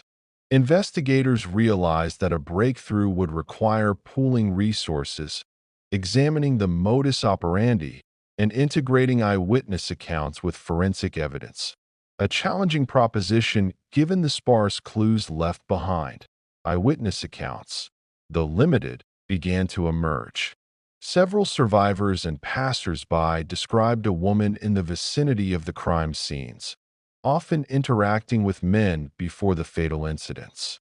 These sightings, while inconsistent and fragmented, reinforced the emerging theory of a female perpetrator, unusual in the realm of serial killings, where the majority of offenders are male. Profilers began to consider the psychological implications of a female killer operating along highways, targeting men she perceived as threats, and acting with both strategic planning and reactive aggression. The psychological profile constructed by investigators suggested a woman with a volatile personality, a history of trauma, and experience with sex work. The profile indicated someone who would act decisively when confronted with perceived danger, likely carrying a weapon and capable of rapidly escalating conflict to lethal outcomes. The combination of mobility, familiarity with highways, and preemptive aggression created a challenging profile for traditional law enforcement tactics, highlighting the difficulty of apprehending a transient serial offender operating across multiple counties. As investigators delved deeper into the case files, they began to notice Aileen Wuornos' transient patterns, frequent movements along Florida highways, interactions with men that matched the circumstances of the murders, and a presence near crime scenes. At the same time, they examined her criminal history, noting arrests for disorderly conduct, theft, and previous interactions with law enforcement. While these offenses were minor compared to murder, they provided a behavioral baseline for her tendencies: volatility, aggression, and survival-driven decision-making. Connecting these behavioral patterns to the unsolved murders became a crucial step in narrowing the suspect pool. Technological limitations of the early 1990s also shaped the investigation. DNA analysis, while available, was in its nascent stages, and forensic evidence from crime scenes was often incomplete or degraded. Ballistic evidence could link shootings, but without eyewitness identification, the connection between a transient suspect and multiple crime scenes remained tenuous. Investigators relied heavily on traditional methods: mapping crime locations, interviewing potential witnesses, and profiling the behavioral patterns of the offender.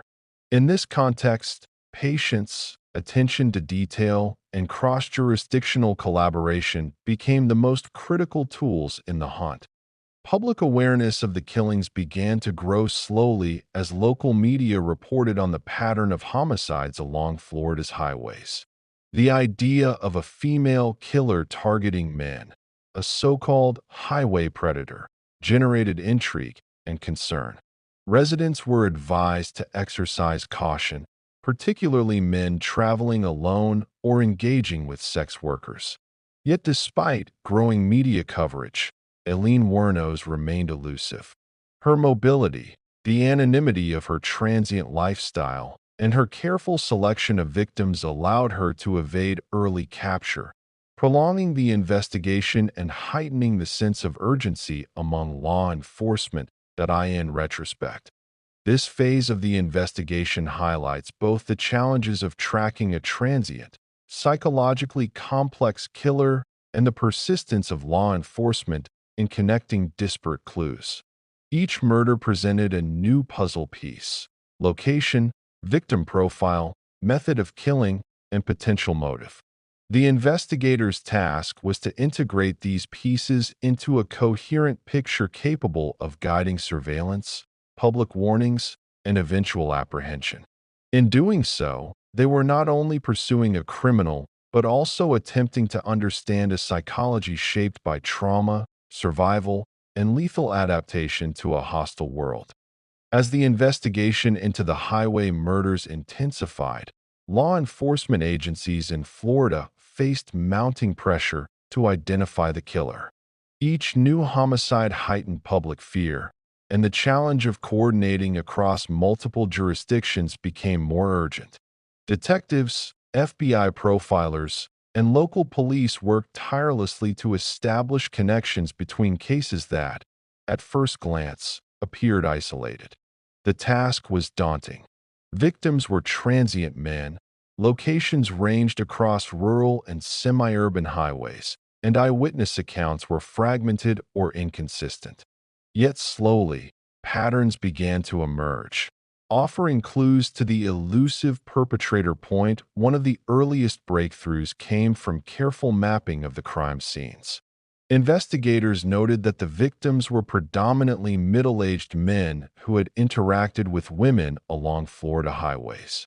These interactions often involved hitchhiking or sex work, suggesting that the perpetrator was someone familiar with both the roadways and transient populations. The geographical consistency, rural roads, isolated stretches, and locations accessible yet removed from high-traffic areas helped narrow the search. The killer's mobility also suggested that she could travel quickly and blend into the transient population she frequented. The emerging profile of the perpetrator was unusual. Female serial killers are rare, and profiling experts considered this anomaly carefully. Aileen Wuornos was likely a woman with a history of trauma and a capacity for preemptive aggression.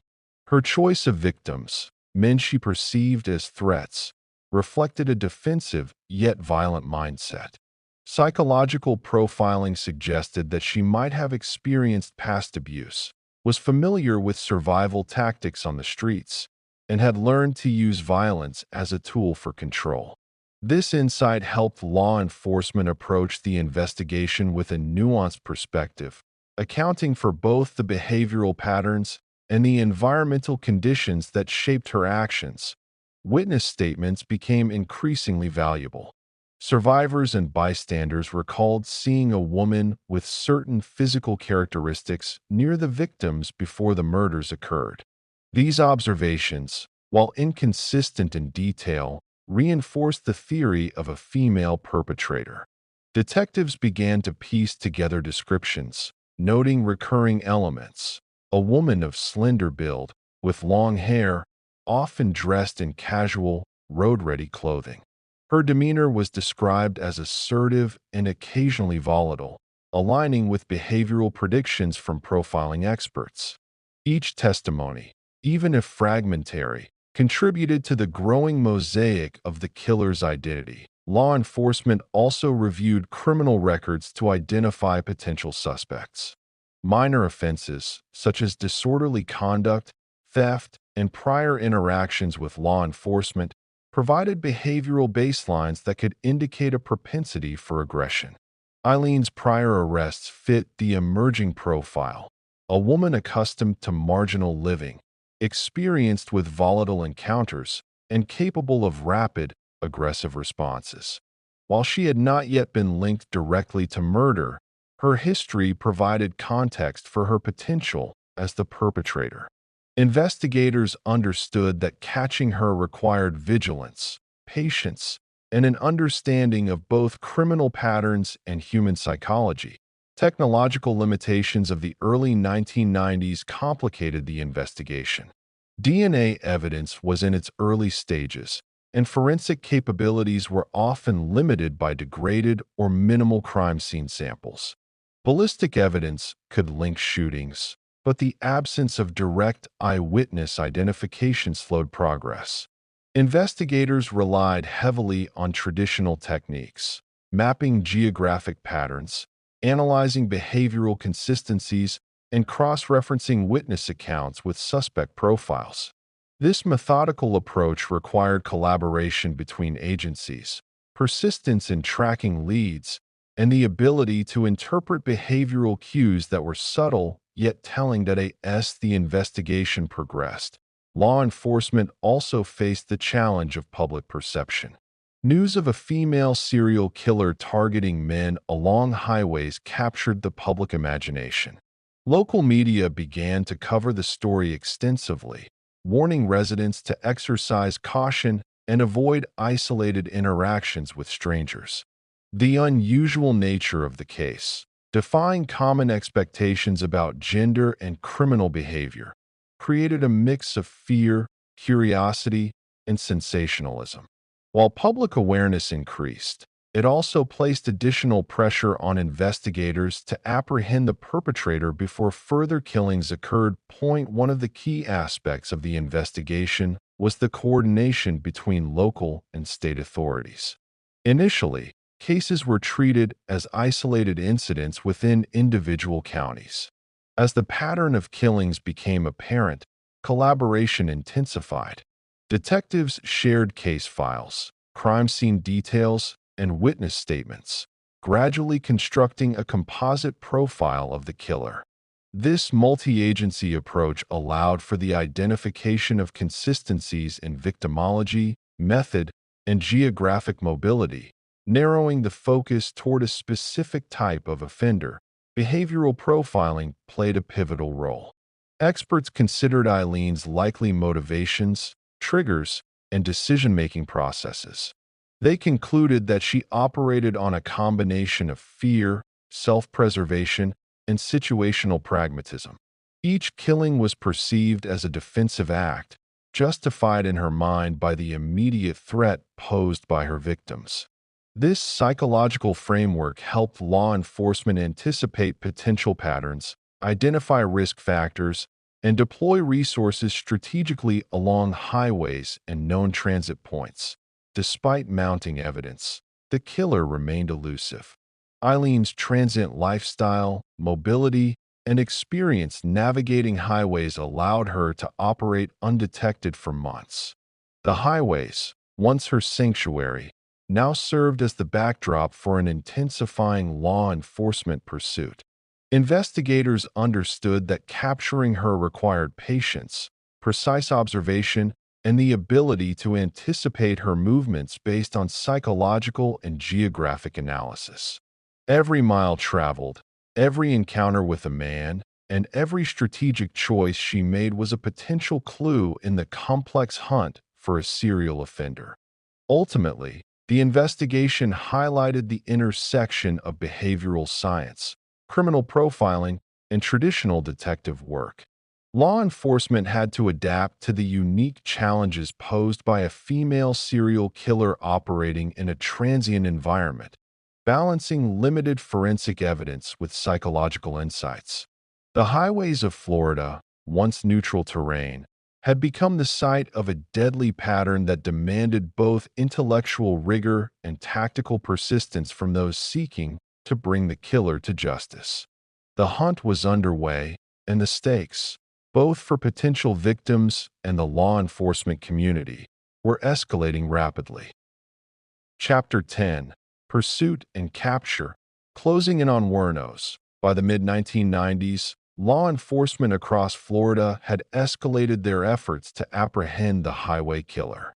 The series of murders had attracted attention not only at the state level but also from federal agencies, as the killings spanned multiple counties and involved patterns that suggested a serial offender. Detectives were now armed with geographic data, witness statements, ballistic evidence, and behavioral profiles that collectively pointed toward a highly mobile female suspect. The pursuit was painstaking, requiring coordination, intuition, and the patient assembly of fragmented clues. The investigation's turning point came when officers began to identify recurring elements across crime scenes. Victims were men who had interacted with women along rural or semi-isolated highways. They were often middle-aged, traveling alone, and sometimes involved in short-term liaisons with sex workers. Close-range shootings were the consistent method, and vehicles were frequently abandoned. This pattern suggested not only mobility, but also a calculated approach, an offender familiar with transient populations and comfortable operating in remote locations. Law enforcement quickly recognized that the suspect was not only dangerous but also strategic, using the vast network of Florida highways to her advantage. Witness testimonies became invaluable. Survivors and passers-by described seeing a woman who interacted with men shortly before their deaths. Although descriptions varied, commonalities began to emerge. A slender woman, often with long hair, appearing transient or road-ready. The consistency of these sightings provided investigators with a starting point for narrowing down potential suspects. Behavioral profilers emphasized that such a perpetrator would likely have experienced trauma, possess a capacity for rapid escalation, and operate with a heightened sense of threat, often perceiving danger where others might see normal social interactions. Law enforcement also scrutinized prior arrests and records of women matching the physical and behavioral profile. They examined histories of disorderly conduct, theft, sex work, and other offenses that might indicate volatility and mobility. This process brought Aileen Wuornos into focus. Her previous encounters with police, while minor in comparison to murder, provided insight into her pattern of behavior. Impulsivity under stress, a tendency toward aggression, and an intimate familiarity with navigating highways and transient communities. Investigators recognized that any successful apprehension would require anticipating her movements based on experience, psychology, and geography. The deployment of task forces marked a new phase in the pursuit. Agencies across counties coordinated their surveillance efforts, sharing case files, witness statements, and maps of crime scenes. Officers positioned themselves along highways and near locations frequented by sex workers and transient populations. The task forces utilized both traditional detective work and emerging investigative techniques, including stakeouts, interviews with potential witnesses, and analysis of geographic mobility patterns. This methodical approach was designed to increase the likelihood of intercepting the killer before additional lives were lost, in addition to geographic and behavioral profiling. Investigators considered the psychological state of the suspect. Aileen Wuornos was understood to operate with a combination of fear-driven aggression and strategic calculation. Each encounter with a man was filtered through decades of trauma, abandonment, and learned self-protection. Profilers suggested that her mobility was not only a practical necessity, but also a psychological strategy, allowing her to maintain anonymity, avoid law enforcement, and continue her survival-based lifestyle. This insight guided law enforcement in predicting where she might strike next, identifying potential victims, and positioning officers accordingly. The increasing intensity of media coverage further influenced the pursuit. News reports warned men to exercise caution on highways and educated the public about the potential presence of a female serial killer. While the publicity generated fear and curiosity, it also put pressure on law enforcement to act swiftly.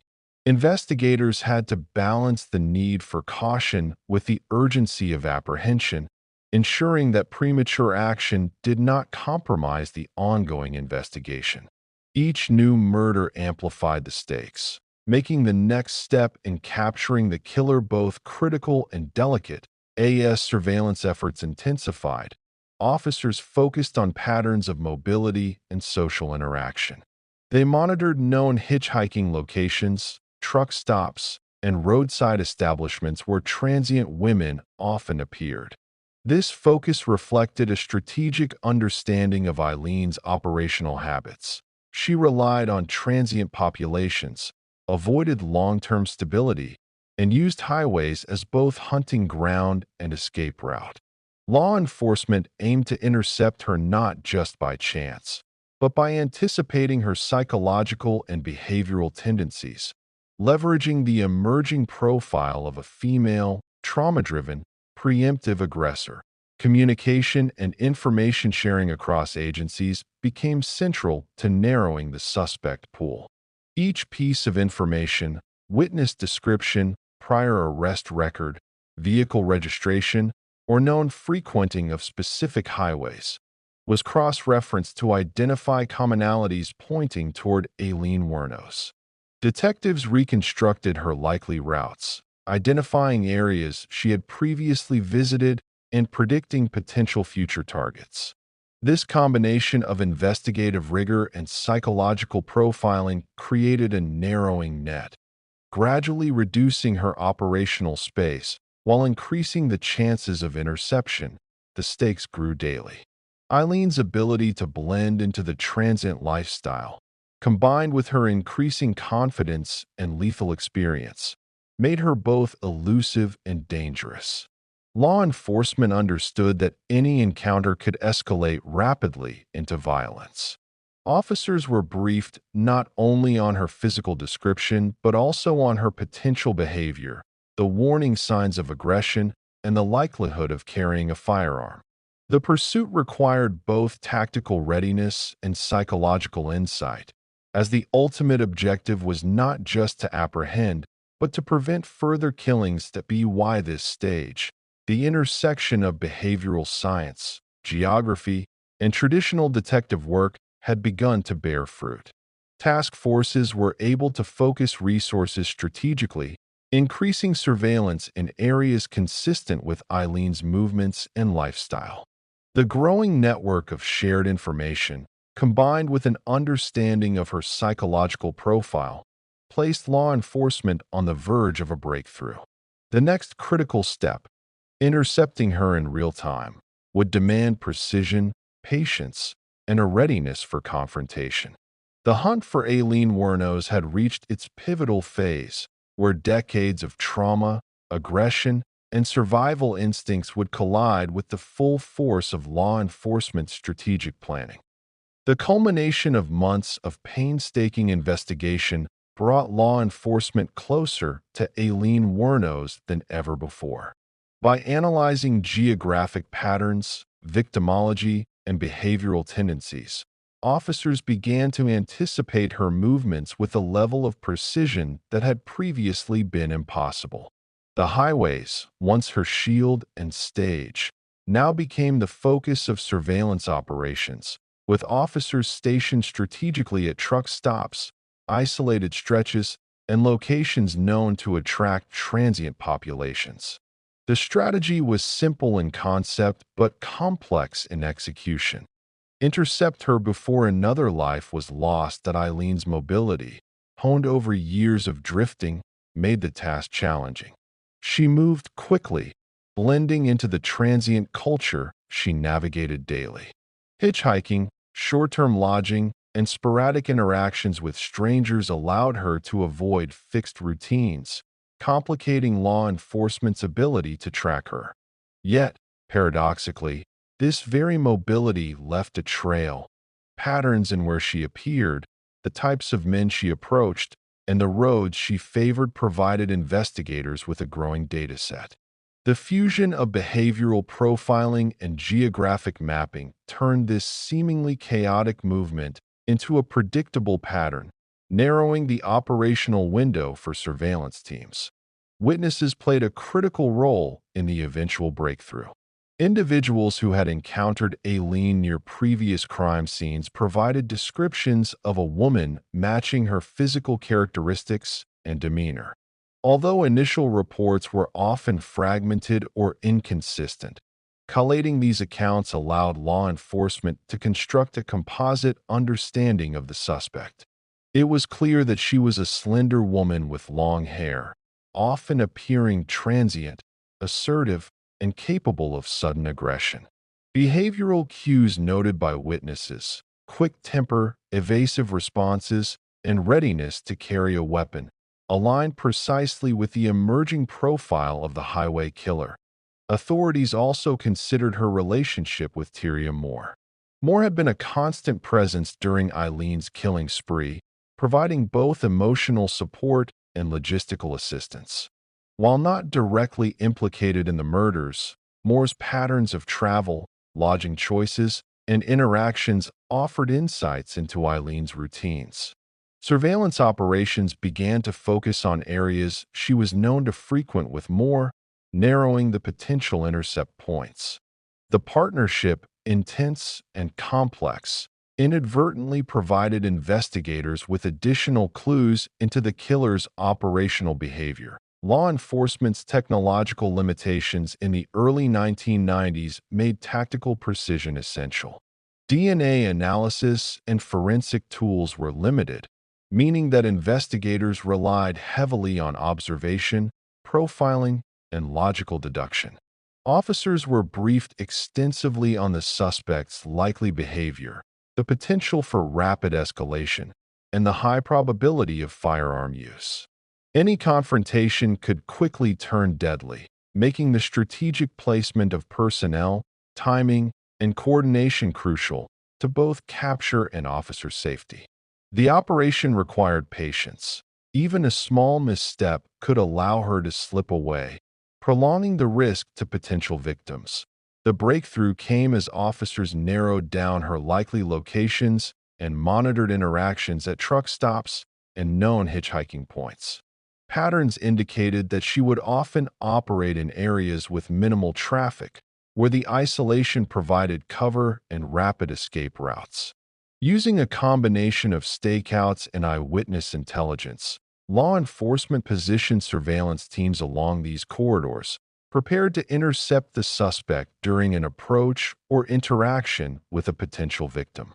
Every detail mattered: vehicle type, physical description, travel patterns, and time of day were meticulously analyzed to predict her next move. When the opportunity finally presented itself, officers observed a woman matching the descriptions closely interacting with a man at a roadside location. The behavioral profile aligned: assertiveness, readiness to negotiate or confront, and a nervous vigilance. Law enforcement moved cautiously, prepared for the volatility that had characterized her previous encounters. The risk was high. Aileen was known to carry a firearm and react violently when threatened. The intercept required a balance of assertiveness and caution, ensuring that the apprehension could be carried out safely without provoking lethal resistance.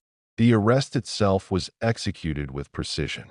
Officers approached her while minimizing perceived threat, allowing for the possibility of surrender while maintaining control. Eileen's reaction was tense, but ultimately non-lethal, marking the end of her mobility and the killing spree. The immediate relief for law enforcement was tempered by the understanding that the legal and investigative work was far from over. Each prior killing would need to be linked conclusively through witness testimony, ballistic evidence, and behavioral analysis to build the case for prosecution.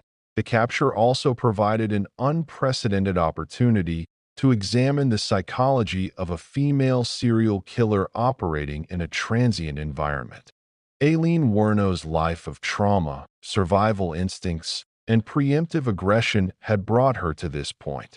Her ability to blend mobility, opportunistic decision-making, and violent action made her one of the most elusive offenders in modern criminal history.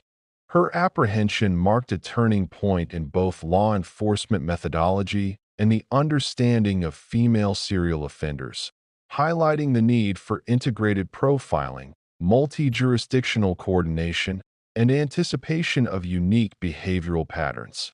Media coverage of the arrest was immediate and intense. Aileen Wuornos became a national figure, the embodiment of the highway killer, whose crimes had terrorized Florida for months.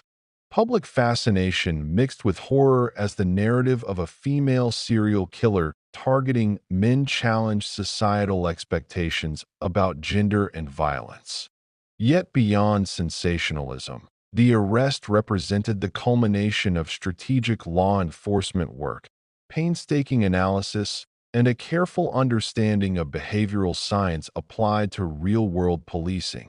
With Aileen Wuornos in custody, investigators were able to reconstruct her movements, interactions, and methods in detail. Interviews, confessions, and corroborative evidence painted a chilling portrait of a woman whose life had been defined by trauma, instability, and the constant negotiation of danger. The highways, once her domain, had become the proving ground for decades of survival instincts turned lethal. The arrest marked the transition from pursuit to prosecution, from uncertainty to accountability, and from the terror of the unknown to the unraveling of a harrowing criminal pattern. The capture also allowed law enforcement and psychologists to study the convergence of trauma, gender, and violence in a unique context. Aileen's case challenged conventional assumptions about serial killers, offering insights into how prolonged exposure to abuse, abandonment, and social marginalization can culminate in extreme criminal behavior. Her apprehension, while ending her mobility and spree, initiated a deeper exploration of the societal, psychological, and environmental factors that contributed to one of America's most notorious highway killing sprees. Chapter 11: Confession and Trial. Inside the legal battle, the apprehension of Aileen Wuornos in November 1991 marked the beginning of a new phase in her story, the legal reckoning that would follow her months-long highway killing spree. Once in custody, the focus shifted from law enforcement pursuit to the painstaking work of prosecution, psychological evaluation, and media scrutiny. The case was complex on multiple levels. Aileen was a female serial killer in a country where the vast majority of such offenders are male. Her victims were predominantly men, and her history of trauma added layers of psychological nuance that demanded careful consideration in court. From the outset, authorities faced the task of connecting Aileen to multiple homicides.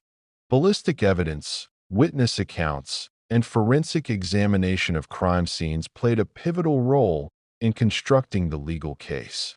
Investigators meticulously documented the sequence of her movements along Florida highways, the methods of killing, and the consistent patterns that linked the murders. Each piece of evidence strengthened the narrative of a premeditated yet psychologically complex series of offenses, framing Aileen as both methodical and reactive in her approach to perceived threats. Psychological evaluations began almost immediately.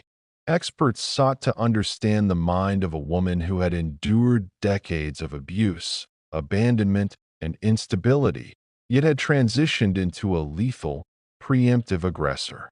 Her evaluations revealed traits consistent with severe trauma, personality disorders, and reactive aggression. Therapists and forensic psychologists explored the interplay of her early childhood experiences, sexual abuse by her grandfather, the instability of foster care, and societal marginalization with her adult behaviors. The assessments were instrumental in shaping both her defense and prosecution strategies, highlighting the tension between criminal responsibility and the psychological factors underpinning her actions. Media attention surrounding the trial was unprecedented. Aileen Wuornos became a focal point for national fascination, with journalists highlighting the unusual aspects of her case. A female serial killer targeting men, her background of abuse, and her life as a transient sex worker. The public narrative often oscillated between horror, curiosity, and, at times, morbid sympathy. This intense scrutiny complicated the legal process, as potential jurors, witnesses, and even prosecutors had to navigate the high-profile nature of the case. While maintaining focus on the factual evidence, Aileen's confessions added a critical dimension to the trial. She provided detailed accounts of her killings, framing them consistently as acts of self-defense against men she claimed were attempting to exploit, assault, or kill her. These confessions were both chilling and revealing. They exposed her modus operandi, her psychological justification for lethal action, and the fear-driven rationale that had guided her decisions for months. While the confessions linked her directly to the crimes, they also sparked debate over the degree of responsibility versus the mitigating influence of past trauma and mental health conditions. The prosecution focused on demonstrating premeditation, methodical execution, and the consistency of her actions across multiple murders. They emphasized that while Aileen claimed self-defense, the repeated and systematic nature of her killings suggested a pattern that went beyond reactive aggression. Prosecutors presented evidence of her movements, her interactions with victims, and ballistic analysis to establish a chain of causation linking her to each homicide. The goal was to frame the killings as deliberate, controlled acts rather than impulsive responses to immediate threats. Defense attorneys, on the other hand, concentrated on her traumatic history, psychological evaluations, and the narrative of self-preservation. They argued that Aileen's actions were profoundly influenced by her experiences of abuse, neglect, and marginalization, which had shaped her worldview and response patterns. The defense aimed to contextualize her behavior, presenting her not as a cold-blooded killer, but as a woman whose survival instincts had tragically escalated into lethal action. This tension between legal responsibility and psychological explanation became a central theme in the courtroom proceedings. Eyewitness testimony further complicated the narrative. Survivors who had escaped encounters with Aileen described her assertiveness, readiness to carry a firearm, and rapid escalation of aggression. These accounts corroborated elements of her confessions while also highlighting the volatility and danger inherent in each interaction. Law enforcement officers and crime scene investigators provided additional testimony, detailing the geographic and behavioral patterns that linked the murders. The combination of confession, forensic evidence, and eyewitness accounts created a multi-layered portrait of a killer whose actions were both fear-driven and meticulously executed. The trial proceedings also included intense cross-examination of Aileen herself. Her demeanor, alternating between defiance, vulnerability, and guardedness, became a focal point for observers. Prosecutors probed the consistency of her confessions, her recollection of events, and the rationale for her actions. Defense attorneys emphasized her history of abuse, psychological trauma, and survival instincts. The courtroom became a stage not only for legal argumentation, but also for exploring the intersection of criminal behavior, psychology, and gendered perceptions of violence. Throughout the legal process, the narrative of Aileen Wuornos challenged conventional assumptions about serial killers, self-defense, and female aggression.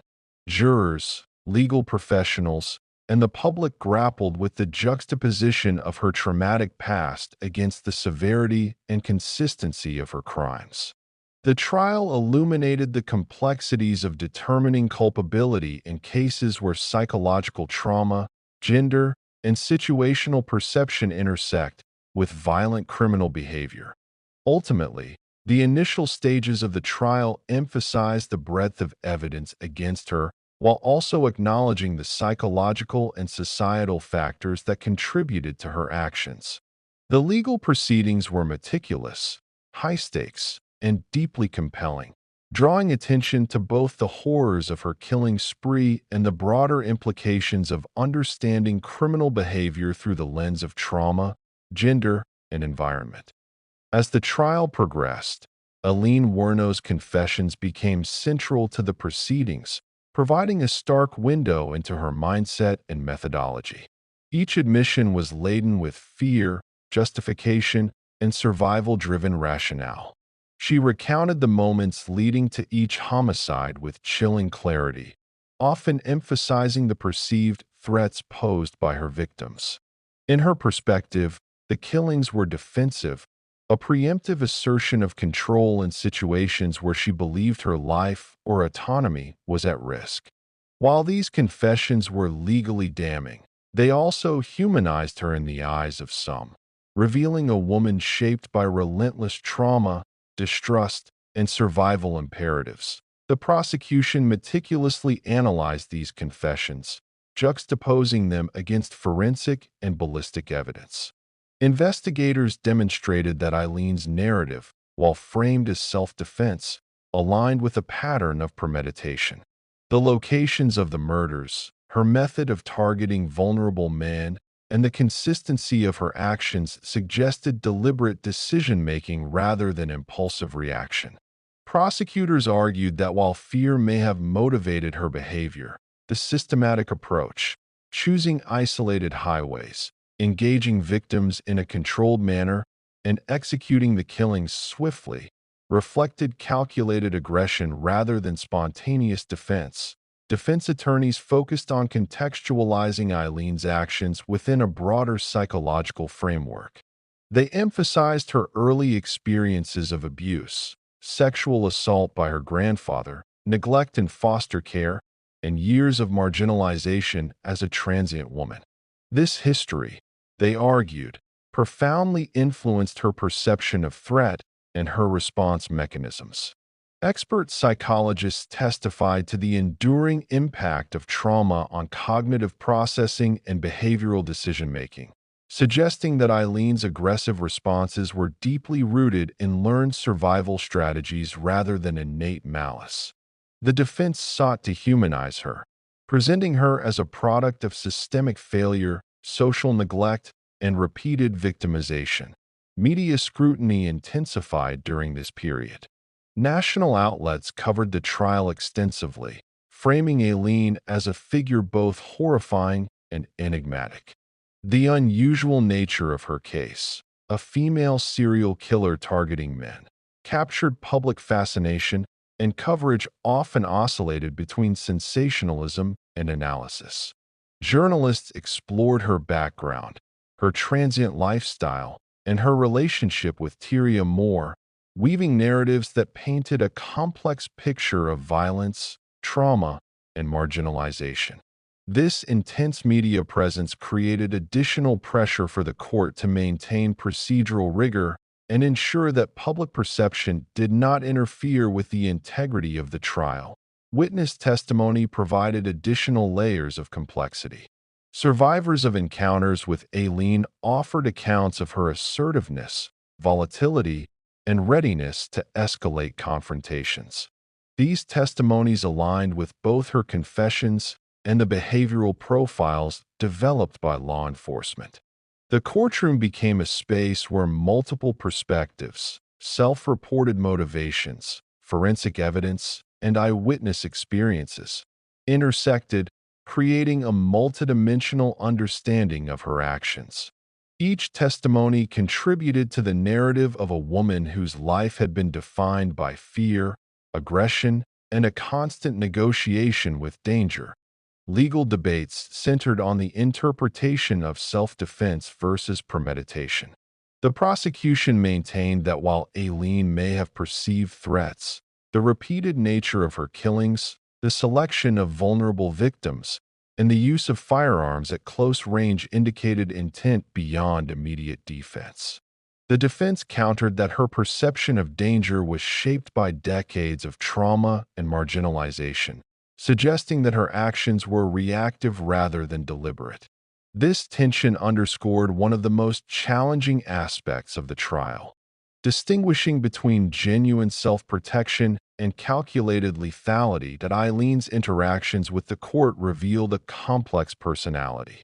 At times defiant, she challenged the proceedings with blunt honesty, while at other moments she exhibited vulnerability, revealing the psychological scars accumulated over decades. Her demeanor highlighted the interplay of aggression and fear that had characterized her life on the highways. Legal observers noted the difficulty of assessing credibility and motive in such a case, where confession, psychological trauma, and methodical killing coexisted in a single narrative. The role of Tyria Moore was scrutinized indirectly. While she had not participated in the murders, her presence during Aileen's transient lifestyle provided context for Aileen's mobility, social interactions, and emotional state. Moore's testimony and prior interviews offered insight into Aileen's behavior patterns, mood fluctuations, and reactions to perceived threats. While not a central figure in the legal argument, Moore's perspective enriched the understanding of Aileen as both a perpetrator and a survivor of a violent, unstable life. Sentencing considerations became a focal point as the trial advanced. Prosecutors argued for the maximum penalties, emphasizing the repeated and deliberate nature of the murders. Defense experts and attorneys highlighted mitigating factors: extensive childhood abuse, long-term psychological trauma, and a lifetime of social neglect. The legal debate crystallized around a central question: to what extent could Aileen Wuornos be held fully accountable for actions deeply intertwined with fear, survival instincts, and psychological conditioning? This question would define the ethical and judicial contours of the trial. Throughout the proceedings, the courtroom became both a site of legal analysis and psychological exploration. Each piece of evidence, each testimony, and each expert opinion contributed to a multidimensional portrait of Aileen Wuornos, a woman whose actions were simultaneously horrifying, complex, and rooted in a life of trauma. The trial illuminated broader societal issues, including the intersection of gender, violence, and marginalization, and challenged traditional perceptions of serial offenders. Ultimately, the trial of Aileen Wuornos served as a convergence of law, psychology, and human complexity. Her confessions, while incriminating, offered insight into the interplay of fear, survival, and aggression. For jurors, attorneys, and the public, the proceedings provided a sobering look at how cumulative trauma, social neglect, and environmental pressures could coalesce into extreme criminal behavior. The legal battle was not only about adjudicating guilt, but also about understanding the multifaceted forces that shaped one of America's most infamous highway killers. Chapter 12: Sentencing and Imprisonment. Life Behind Bars. The sentencing of Aileen Wuornos marked a grim conclusion to one of the most notorious criminal cases in American history. After her confessions, trial proceedings, and the meticulous presentation of forensic and testimonial evidence, the court moved toward judgment. The crimes for which she had been convicted were severe: multiple counts of first-degree murder, executed with a methodical yet fear-driven consistency. The legal system now faced the delicate task of balancing retributive justice with an understanding of the profound psychological and societal factors that had shaped her actions. Aileen Wuornos' sentencing was not simply a legal formality. It was the culmination of years of trauma, survival strategies, and escalating violence. The prosecution argued for the maximum penalty, emphasizing the repeated nature of her crimes, the calculated execution of her killings, and the potential danger she posed to society if allowed freedom. They underscored that while she had framed her actions as self-defense, the consistency of her methods, the selection of isolated victims, and the evidence of premeditation pointed to deliberate and intentional behavior. The aim of the sentencing was twofold: to ensure public safety and to deliver justice for the victims and their families. The defense, however, sought to contextualize Eileen's actions within her tumultuous life. They presented evidence of her history of abuse, neglect, and societal marginalization, arguing that her psychological trauma had profoundly influenced her perception of threat and her responses to it. Testimonies from psychologists highlighted the lasting impact of childhood sexual abuse, abandonment, and chronic instability on her cognitive and emotional development. This narrative painted Aileen as a woman whose lethal actions were inseparable from a life defined by persistent danger and marginalization, challenging the court to consider mitigating circumstances alongside legal accountability. The sentencing hearing was intense and emotionally charged.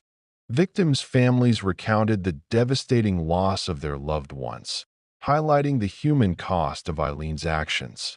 Their grief, anger, and desire for justice provided a stark contrast to the nuanced discussions of trauma and psychological influence presented by her defense team. The courtroom became a place where raw emotion intersected with legal analysis, forcing jurors, judges, and spectators to confront both the horrors of her crimes and the broader implications of her life story. Aileen Wuornos herself remained a complex figure during the sentencing. Her demeanor alternated between defiance, vulnerability, and resignation, reflecting the intense psychological pressures she had endured throughout her life and the trial process. At times, she appeared unremorseful, asserting that her actions were necessary for survival. At other moments, glimpses of fear, regret, and emotional fragility emerged, revealing the human dimension of a person who had been both victim and perpetrator. This duality complicated public perception and underscored the challenges of rendering judgment in cases involving deeply troubled offenders. The legal outcome was definitive. Aileen Wuornos was sentenced to death for her multiple murders. The court considered the severity of her actions, the threat she posed, and the necessity of upholding justice for the victims. The sentence reflected the culmination of an exhaustive judicial process that balanced evidentiary clarity, psychological evaluation, and societal protection. While the decision was final in legal terms, it initiated a new chapter in Eileen's life, a life now confined within the rigid and isolating confines of the prison system.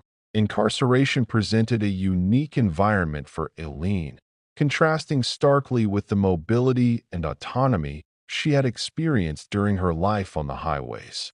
Prison life imposed strict routines, constant supervision, and limited freedom, conditions that were psychologically challenging for someone accustomed to independence and transient survival. The adjustment to incarceration was complex, as it demanded the negotiation of personal space, authority, and social dynamics in a setting entirely removed from the highway's anonymity and control. Within prison walls, Eileen's psychological state remained a focal point. She continued to interact with mental health professionals, offering insights into her mindset, motivations, and experiences. These interactions revealed persistent trauma, including unresolved anger, fear, and resentment stemming from her past abuses. Psychologists documented her emotional volatility, coping mechanisms, and adaptive strategies for navigating a highly controlled environment. Her behavior in prison provided an ongoing opportunity for study, illustrating the long-term effects of trauma and the intersection of psychological dysfunction with criminal behavior. The social dynamics of prison life further influenced Eileen's experience. Relationships with other inmates, interactions with guards, and the constant presence of institutional authority created a psychological landscape that was both threatening and structured. While some interactions were supportive or empathetic, others reinforced the isolation, fear, and tension that had characterized her life prior to incarceration. The structured environment of prison contrasted sharply with the unpredictable freedom of the highways, creating both constraints and opportunities for reflection, adaptation, and coping. Aileen Wuornos' imprisonment also drew public and media attention, reinforcing her notoriety. Reports and interviews examined her behavior, correspondence, and reflections while in custody, providing continued insight into her complex psychological profile. This scrutiny extended beyond the legal sphere, influencing public discourse on female offenders, trauma, and the criminal justice system. Her case became a reference point for discussions about the interplay between societal neglect, psychological trauma, and extreme criminal behavior. As her time in prison progressed, Aileen faced the emotional and existential challenges of confinement. The daily reality of isolation, coupled with the knowledge of her death sentence, created a unique psychological environment. She navigated the tension between reflection, denial, and emotional survival, often expressing feelings of anger, fear, or resignation. The incarceration period offered both punishment and the rare opportunity for introspection, revealing the profound impact of a lifetime marked by trauma, violence, and survival instincts. Ultimately, the sentencing and imprisonment of Aileen Wuornos reflected the intersection of justice, psychology, and societal consequence. Her life had transitioned from the highways, where mobility and self-preservation dictated survival, to the structured, restrictive, and psychologically demanding environment of prison. The adaptation to this new reality highlighted the enduring influence of her past experiences on her behavior, the challenges of confinement for individuals shaped by trauma, and the stark consequences of a life defined by fear and lethal aggression. As Aileen Wuornos settled into prison life, the stark contrast between her previous freedom and the rigid environment of incarceration became increasingly apparent. The highways, where she had moved fluidly and exercised autonomy, were replaced by concrete walls, locked doors, and regimented schedules. Each day was dictated by institutional routines, wake-up calls, meal times, work assignments, and enforced interactions with staff and fellow inmates. For a woman who had lived a life defined by transience and self-reliance, the sudden imposition of structure presented profound psychological challenges. Her interactions with other inmates were a delicate balancing act. Eileen's notoriety preceded her, and her reputation as a serial killer generated both fear and fascination among fellow prisoners. Some were curious, others hostile, and many wary of her volatile temperament. Navigating these relationships required vigilance and strategic social adaptation. Even minor conflicts could escalate rapidly in the charged environment of prison, and Eileen's past patterns of aggression and self-defense instincts were both a liability and a psychological shield. She quickly learned to negotiate the complexities of hierarchy, alliances, and territoriality within the prison system, applying her survival skills in a radically different setting. Mental health support became an essential aspect of her imprisonment. Regular sessions with psychologists and counselors sought to address the deep-seated trauma that had shaped her life and fueled her criminal behavior. Therapists explored her history of sexual abuse, familial abandonment, and exposure to violence, emphasizing the persistent effects on her cognition, emotional regulation, and decision-making. Eileen's responses in therapy were often candid, reflecting a combination of self-awareness, defensiveness, and lingering fear.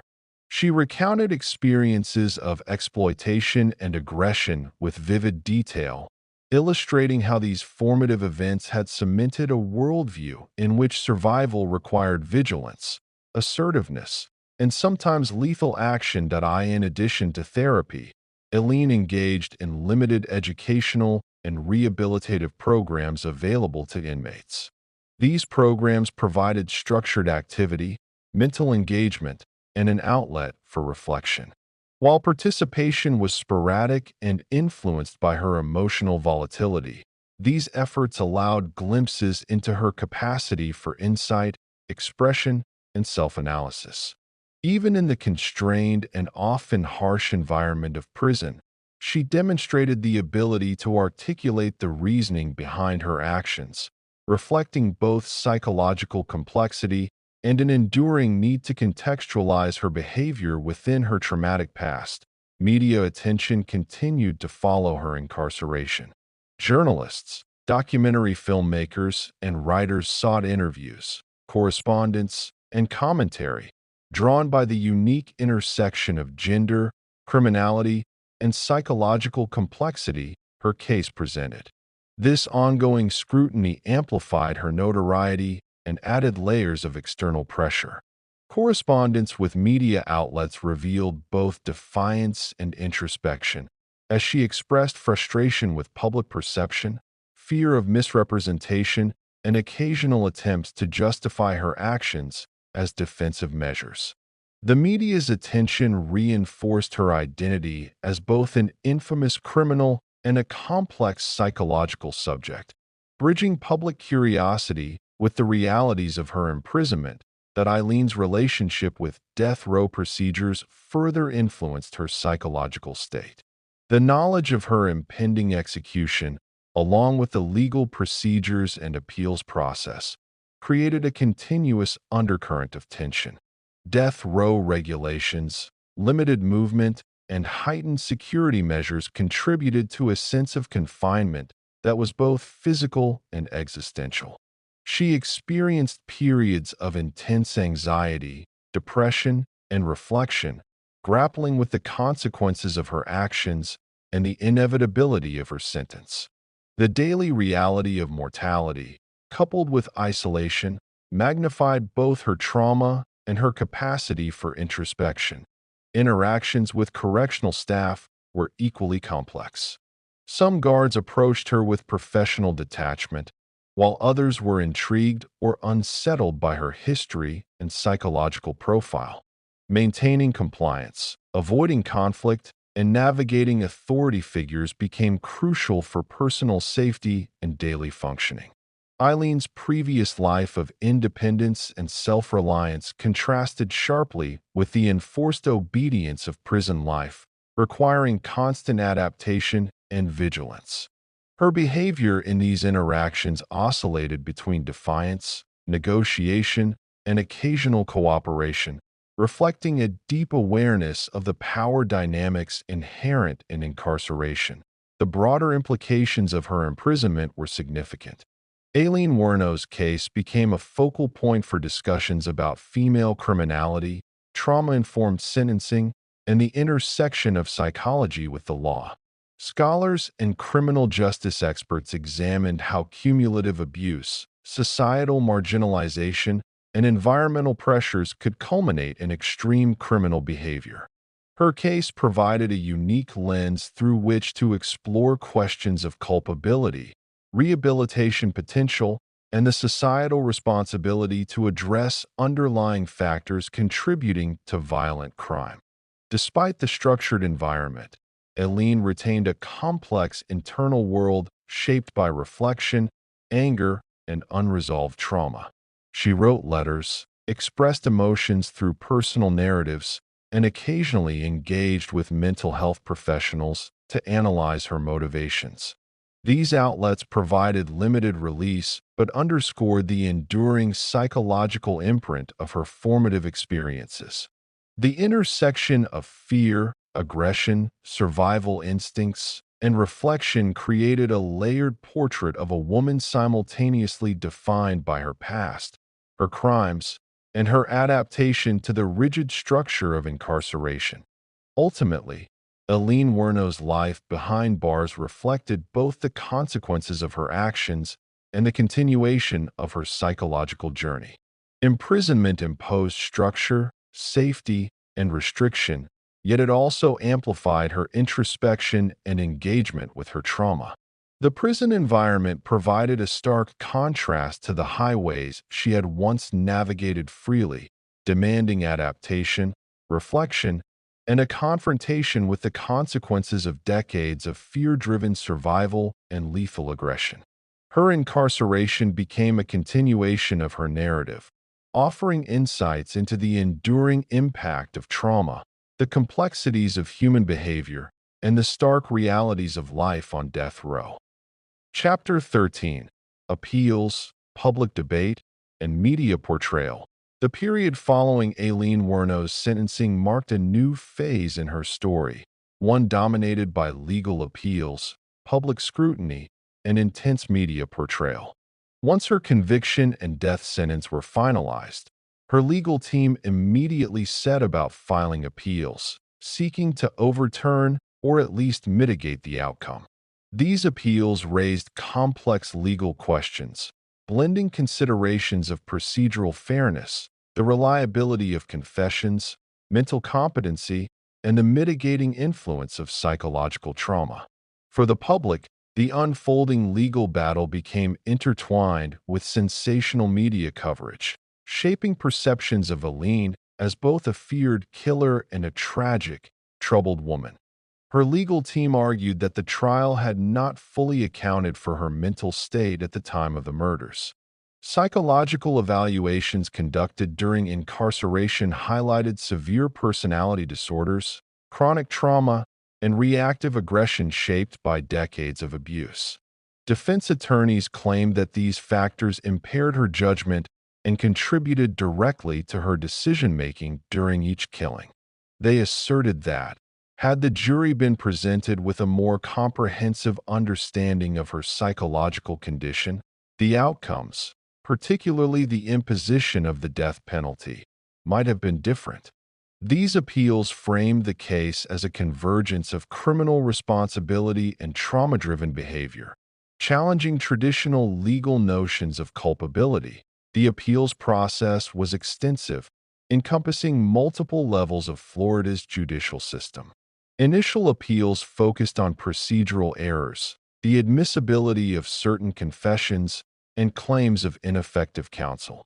Subsequent appeals raised broader questions about the consideration of mitigating circumstances, particularly her traumatic upbringing and mental health. Courts were asked to weigh her long history of abuse against the severity of her crimes, an inherently challenging task. Legal scholars debated the balance between justice for her victims and acknowledgement of the profound psychological factors shaping her behavior. Media coverage during this period amplified public discourse. News outlets, documentaries, and tabloid reporting presented Aileen Wuornos as a figure simultaneously horrifying and sympathetic. Headlines described her as the highway killer, a woman who preyed on men, while also highlighting her traumatic past and the systemic failures that shaped her life. Documentaries explored her experiences of sexual abuse, foster care instability, and transient survival, often raising ethical questions about empathy, responsibility, and sensationalism. This dual narrative, a combination of fear and fascination, cemented her place in public consciousness as a uniquely complex criminal figure. Public debate intensified around her status as a female serial killer. Historically, serial killers are overwhelmingly male, and Aileen's case challenged societal assumptions about gender, aggression, and criminality. Commentators questioned whether gendered perceptions of violence influenced public and judicial responses. Some argued that her actions were judged more harshly because they defied expectations of female behavior, while others emphasized that the lethality and premeditation of her crimes warranted the full weight of legal punishment. The discussion extended beyond her individual case, touching on broader issues of gender, trauma, and the intersection of social norms with criminal behavior. Eileen's confessions continued to be central to both legal arguments and media portrayal. She consistently framed her killings as acts of self-defense, claiming that each man had posed a threat, either by attempting sexual assault or by displaying aggressive behavior. While law enforcement and prosecutors viewed these accounts as legally insufficient to justify the murders, the confessions provided insight into her psyche.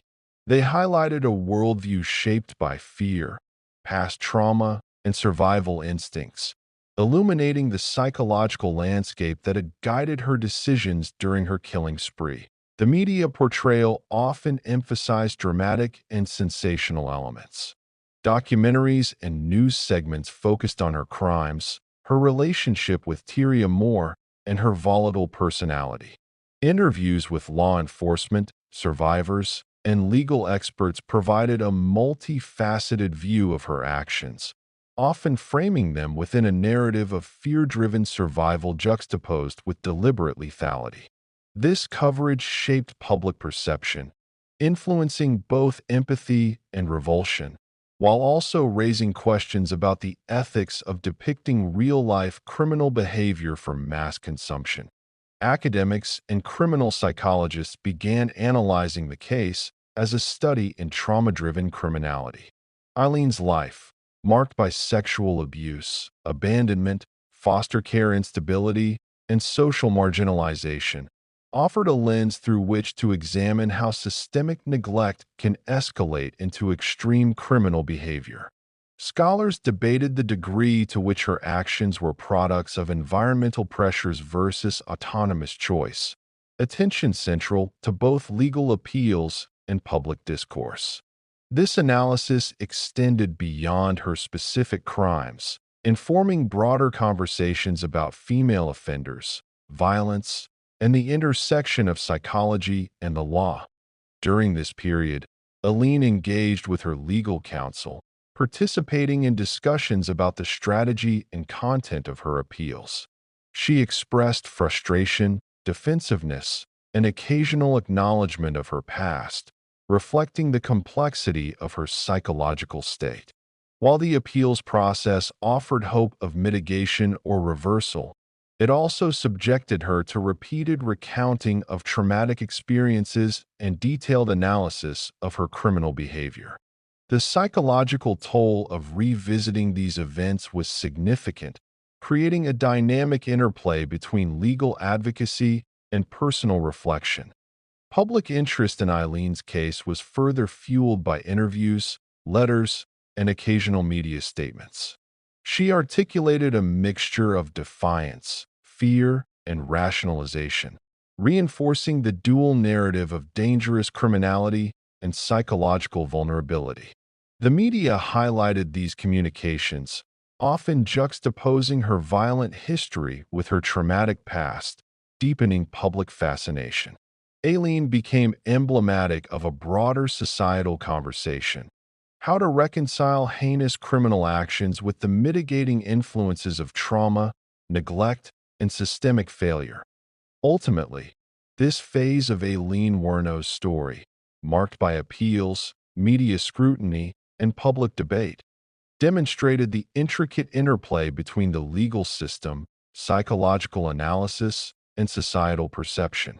Her case challenged conventional narratives of gender and criminality, highlighted the impact of cumulative trauma on violent behavior, and underscored the ethical tensions inherent in media representation. For the public, Aileen Wuornos was both a symbol of fear and a figure of tragic complexity, a woman whose crimes and life story would resonate in the American consciousness for decades. As the appeals process continued, the legal battles surrounding Aileen Wuornos' conviction became increasingly complex. Her attorneys filed petitions that questioned procedural aspects of the trial, the consistency of evidence presentation, and the fairness of jury instructions. They argued that the combination of media sensationalism and the high-profile nature of the case may have influenced public opinion and juror impartiality.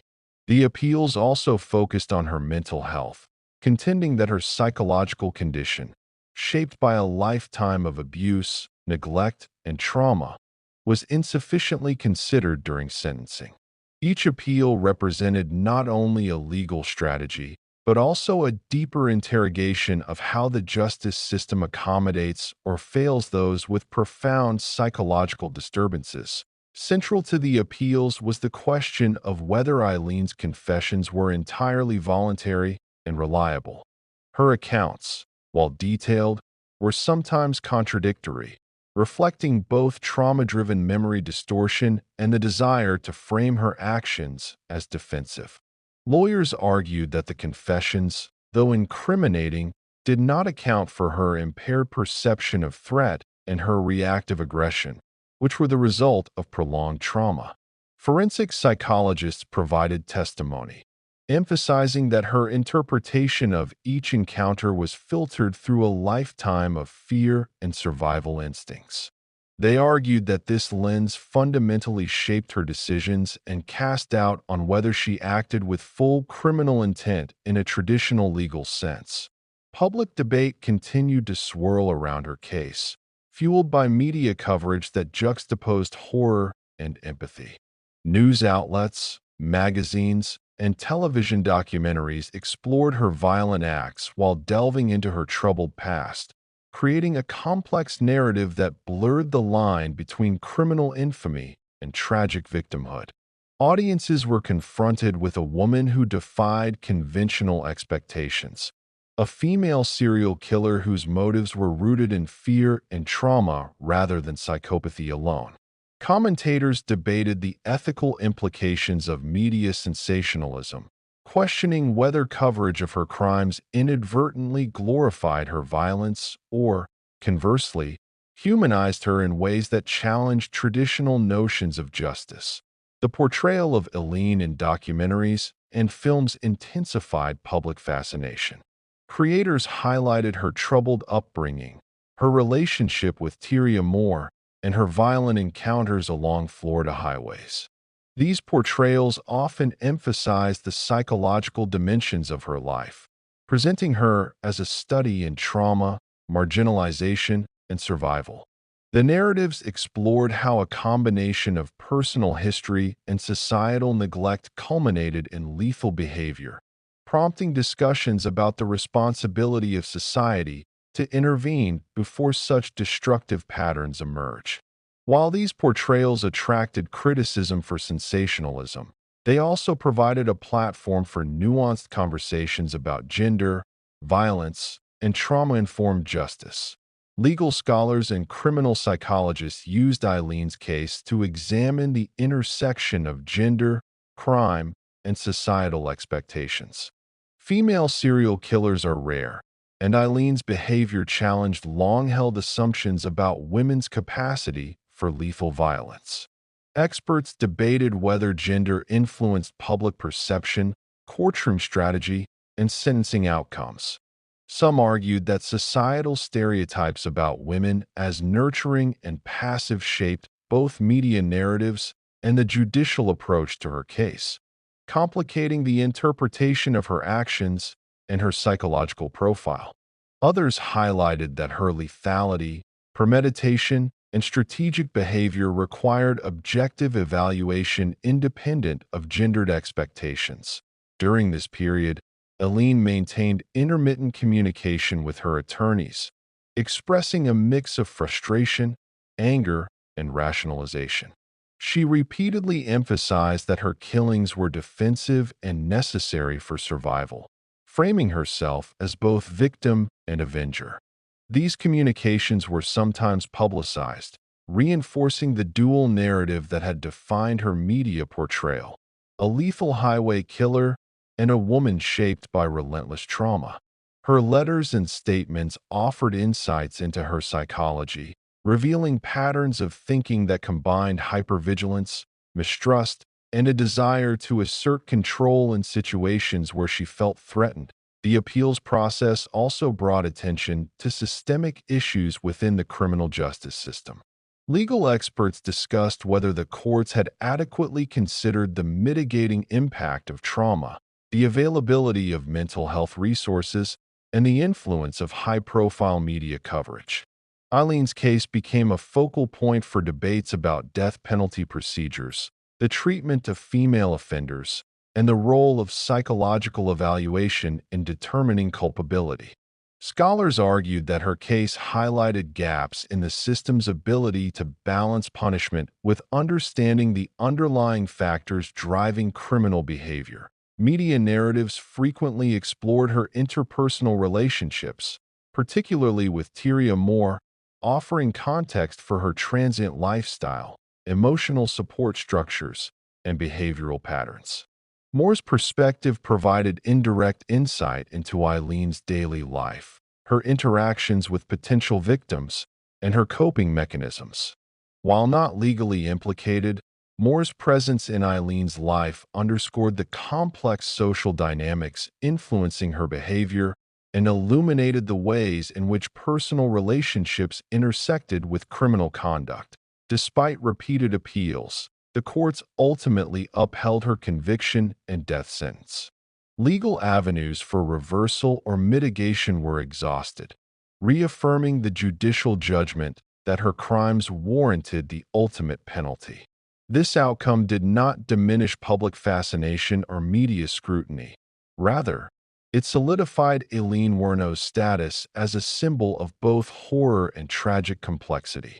Her life, crimes, and the legal journey became a lens through which society examined the interplay of trauma, gender, criminality, and justice. Ultimately, the appeals, public debate, and media portrayal of Aileen Wuornos reflected the enduring complexity of her case. She existed simultaneously as a criminal, a victim, and a subject of societal scrutiny, challenging conventional understanding of serial killers and raising difficult questions about responsibility, mitigation, and the influence of trauma. Her story, mediated through legal proceedings and media representation, remains a study in the intersections of psychology, gender, crime, and societal perception, a narrative that continues to resonate decades after her final days on death row. Chapter 14: Final Years, Death Row, Reflection, and Legacy. The final years of Aileen Wuornos' life unfolded within the stark confines of Florida's death row, a setting defined by isolation, routine, and the inexorable approach of mortality. Removed from the mobility that had once defined her existence on the highways, she now faced a world constrained by walls, bars, and strict schedules. Each day was regimented: controlled meals, limited recreation, mandated headcounts, and minimal personal freedom. For a woman whose life had been shaped by transience, autonomy, and the constant negotiation of danger, this environment presented a profound psychological and existential challenge.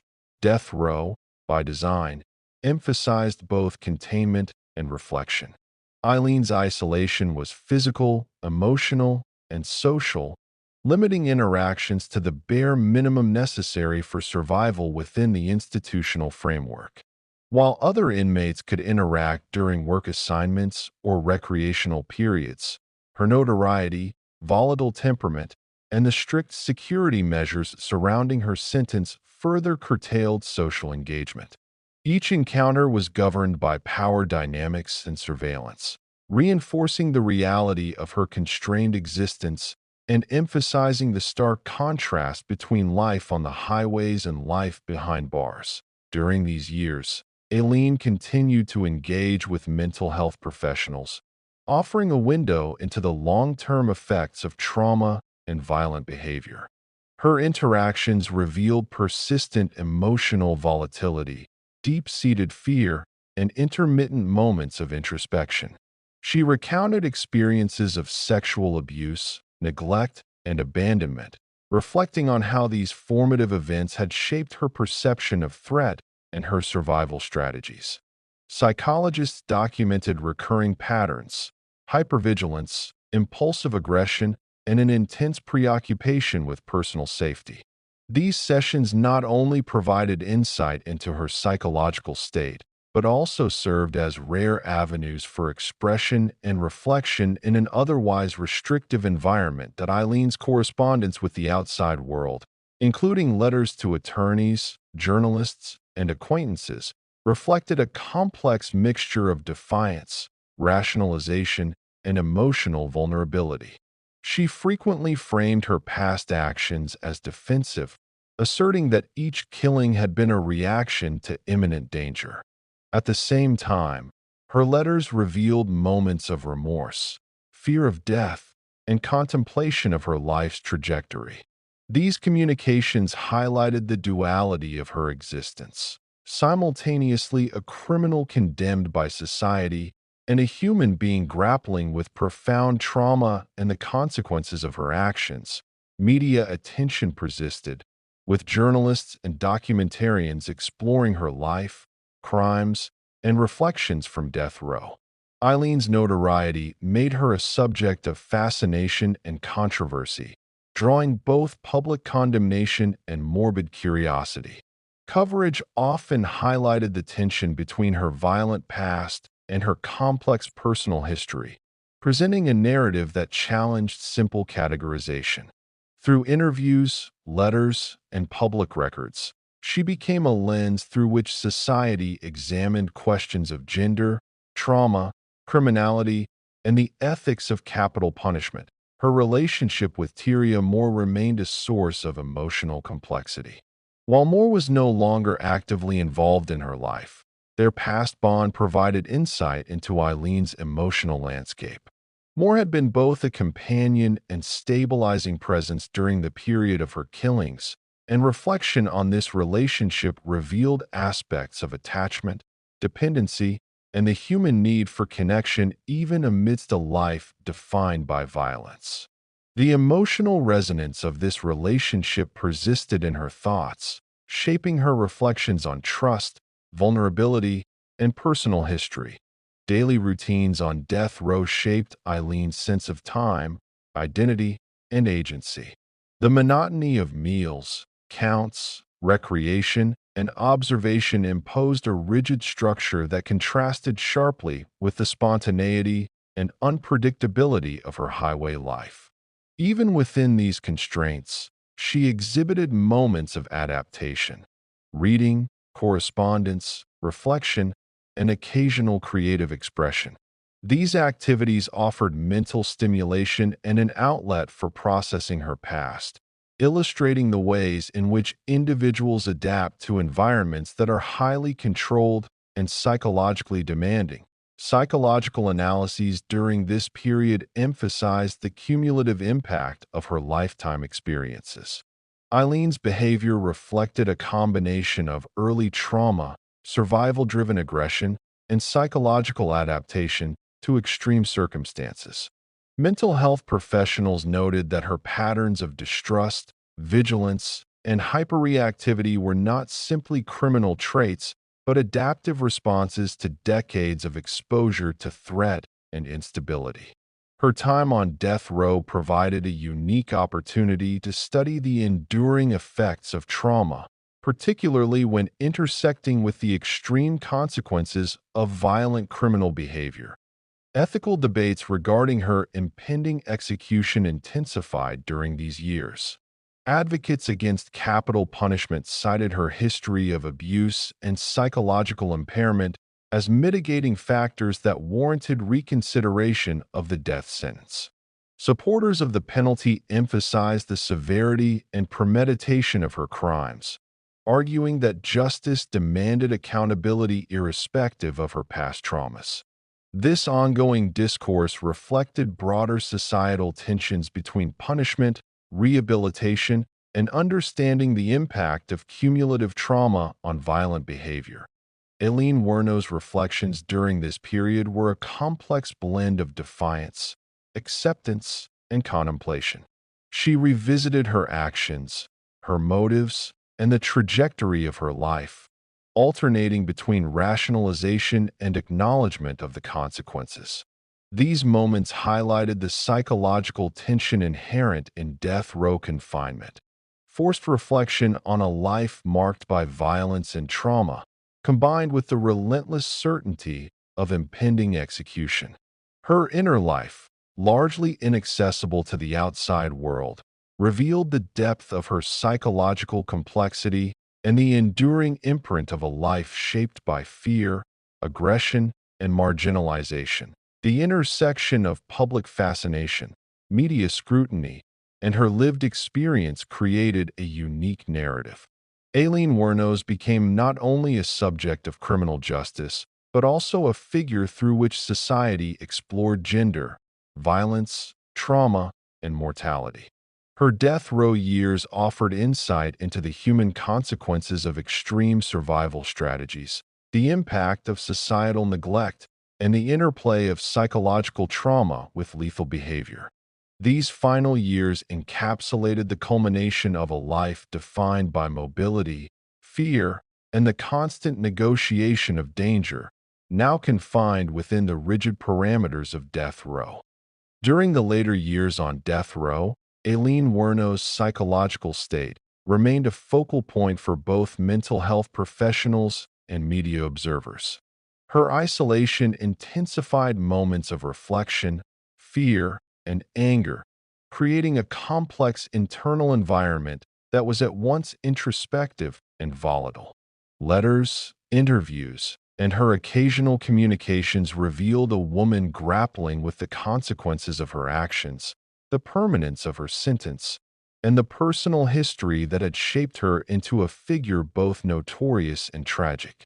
She often revisited the trauma of her childhood, linking her past experiences of sexual abuse, abandonment, and neglect to the choices that had culminated in murder.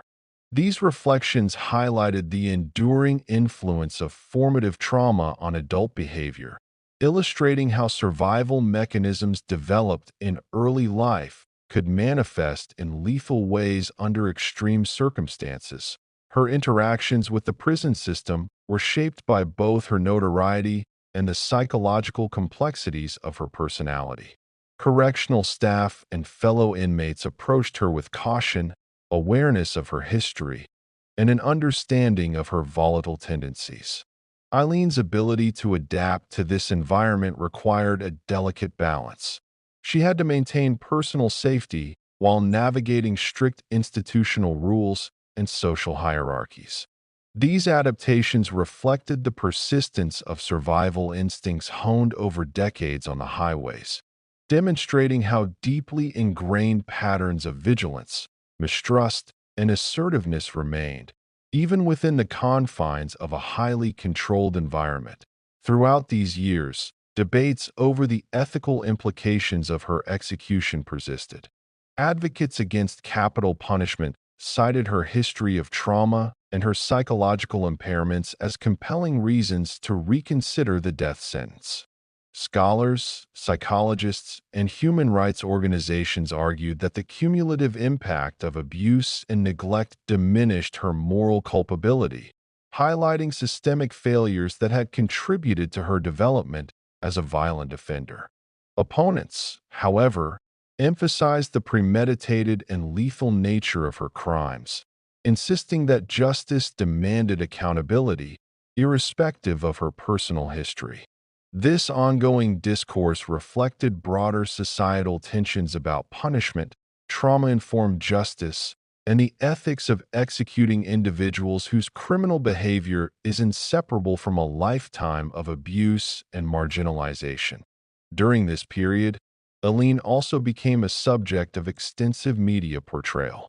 Documentaries, interviews, and journalistic accounts explored her life, crimes, and psychological state, offering a narrative that combined horror, fascination, and empathy.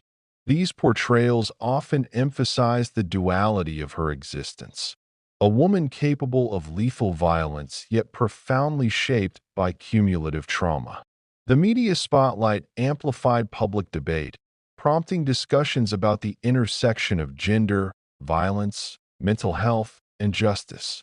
Aileen Wuornos became emblematic of larger societal questions about the roots of criminal behavior and the capacity for society to intervene before violent outcomes occur. That Eileen's correspondence and occasional interviews provided unique insight into her mental and emotional landscape. She alternated between rationalization of her killings and moments of vulnerability, expressing fear, anger, and occasional regret. These communications highlighted the persistent tension between self-perception and societal judgment, illustrating how she navigated the dual identities of criminal and survivor. Her reflections revealed not only her understanding of the legal and moral weight of her actions, but also the deep psychological imprint of her early experiences, demonstrating the enduring influence of trauma on both behavior and cognition. Her final years were also marked by reflection on her legacy, both in personal and societal terms. She became acutely aware of how she was perceived by the public.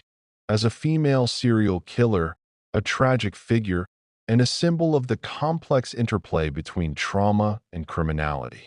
This awareness influenced her communications, her interactions with mental health professionals, and her engagement with media portrayals. She navigated this narrative with a mixture of defiance, introspection, and occasional attempts at self-justification, seeking to reconcile the person she had been with the criminal for which she had been condemned. The psychological and emotional intensity of death row was further compounded by the anticipation of execution. Each day carried the weight of inevitability, creating a continuous, inescapable awareness of mortality. Eileen's responses to this reality were complex. Moments of anger and frustration alternated with periods of introspection, reflection, and resignation. Mental health professionals documented these responses as characteristic of individuals facing prolonged, inescapable life or death conditions, noting the interplay of past trauma, present confinement, and the psychological processing of imminent death. During these years, Eileen's story continued to influence public and academic discourse. Scholars examined her life as a case study in trauma-informed criminality, gendered violence, and the social and psychological factors that contribute to extreme behavior. Her existence on death row offered insights into how cumulative trauma, marginalization, and environmental stressors intersect with personal choice to produce violent outcomes. Discussions extended beyond her individual narrative, exploring broader questions of societal responsibility, the ethics of punishment, and the complex interplay between psychological impairment and legal culpability. Ultimately, the final years of Aileen Wuornos' life were defined by isolation, reflection, and ongoing public scrutiny. Her experiences on death row illuminated the profound consequences of trauma, the psychological weight of confinement, and the existential realities of facing imminent execution. While removed from the mobility and control that had characterized her life on the highways, she continued to navigate complex psychological landscapes, grapple with her past, and confront the consequences of her actions. These years encapsulated the convergence of criminality, trauma, and societal judgment, offering enduring lessons about the interplay of personal history, psychology, and justice in extreme cases of violent behavior. Chapter 15: Execution, Reflection, and Lasting Impact.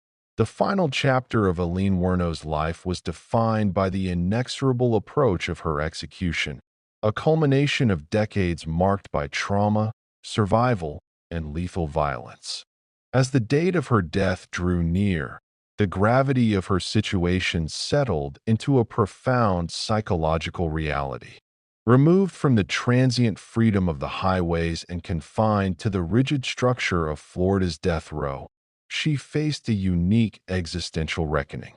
Every day was a mixture of routine, reflection, and anticipation, underscored by the stark knowledge that her life would soon be brought to a definitive close that in these final months. Eileen's psychological state was carefully monitored by prison staff and mental health professionals. The intense isolation of death row, combined with the certainty of execution, produced heightened emotional responses. Moments of introspection were interspersed with anxiety, anger, and fleeting periods of vulnerability. Her communications, through letters, interviews, and interactions with prison counselors, revealed a woman oscillating between defiance and reflection. She continued to assert that her actions had been acts of self-defense, framing her narrative within the context of survival, trauma, and the constant fear that had defined her life. Legal and societal discourse continued in parallel. Advocacy groups, psychologists, and legal experts debated the ethics of her execution, emphasizing the cumulative impact of lifelong abuse, mental health impairment, and societal neglect on her behavior. Critics of the death penalty highlighted the tension between justice and compassion, questioning whether a woman whose criminal actions were deeply entwined with trauma could be executed ethically. Proponents of the sentence underscored the premeditated and lethal nature of her crimes, insisting that justice for the victims necessitated the ultimate penalty. These discussions reflected broader societal tensions, engaging questions of punishment, morality, and the intersection of psychology with the law. Media coverage intensified in the months leading to her execution. Documentaries, news segments, and interviews examined her life story, emphasizing both the horror of her killings and the complexity of her psychological profile. The narrative presented to the public oscillated between condemnation and fascination, highlighting the duality of her existence as a feared criminal and a woman profoundly shaped by trauma. For audiences, Aileen Wuornos represented a convergence of extreme violence, vulnerability, and societal failure. A figure who challenged simplistic categorizations of morality and criminality as the execution approached. Aileen engaged in final interactions with mental health professionals and her legal counsel. These sessions focused on her psychological state, coping mechanisms, and reflections on her life. She revisited the events of her killings, articulating a combination of justification, fear, and occasional remorse. Her reflections were not merely confessional but analytical, offering insight into the enduring influence of trauma on her worldview, her perception of threat, and her behavioral responses. Each conversation reinforced the complexity of her psychological makeup. A woman simultaneously violent, fearful, and profoundly shaped by a life of abuse and marginalization. The procedural aspects of her execution were rigorous. Security protocols, legal oversight, and logistical coordination emphasized both the formality and gravity of the state's actions. Eileen's death row environment had long prepared her for this inevitability, but the finality of the process introduced an existential weight that permeated her thoughts and interactions. She faced the approach of mortality with a mixture of resignation and defiance, reflecting the psychological tension between acceptance of consequence and the enduring human instinct for self-preservation that in the final days. Eileen's communications offered glimpses into her internal world. She expressed anger toward those she perceived as having failed her: family members, societal institutions, and legal authorities, while also demonstrating moments of introspection regarding her own responsibility. These reflections highlighted the duality that had defined her life and criminal career, a blending of external blame and internal reckoning. Psychologists noted that this combination was characteristic of individuals confronting imminent death, particularly those with histories of trauma and maladaptive coping strategies. Public discourse surrounding her execution explored multiple dimensions of her life and crimes.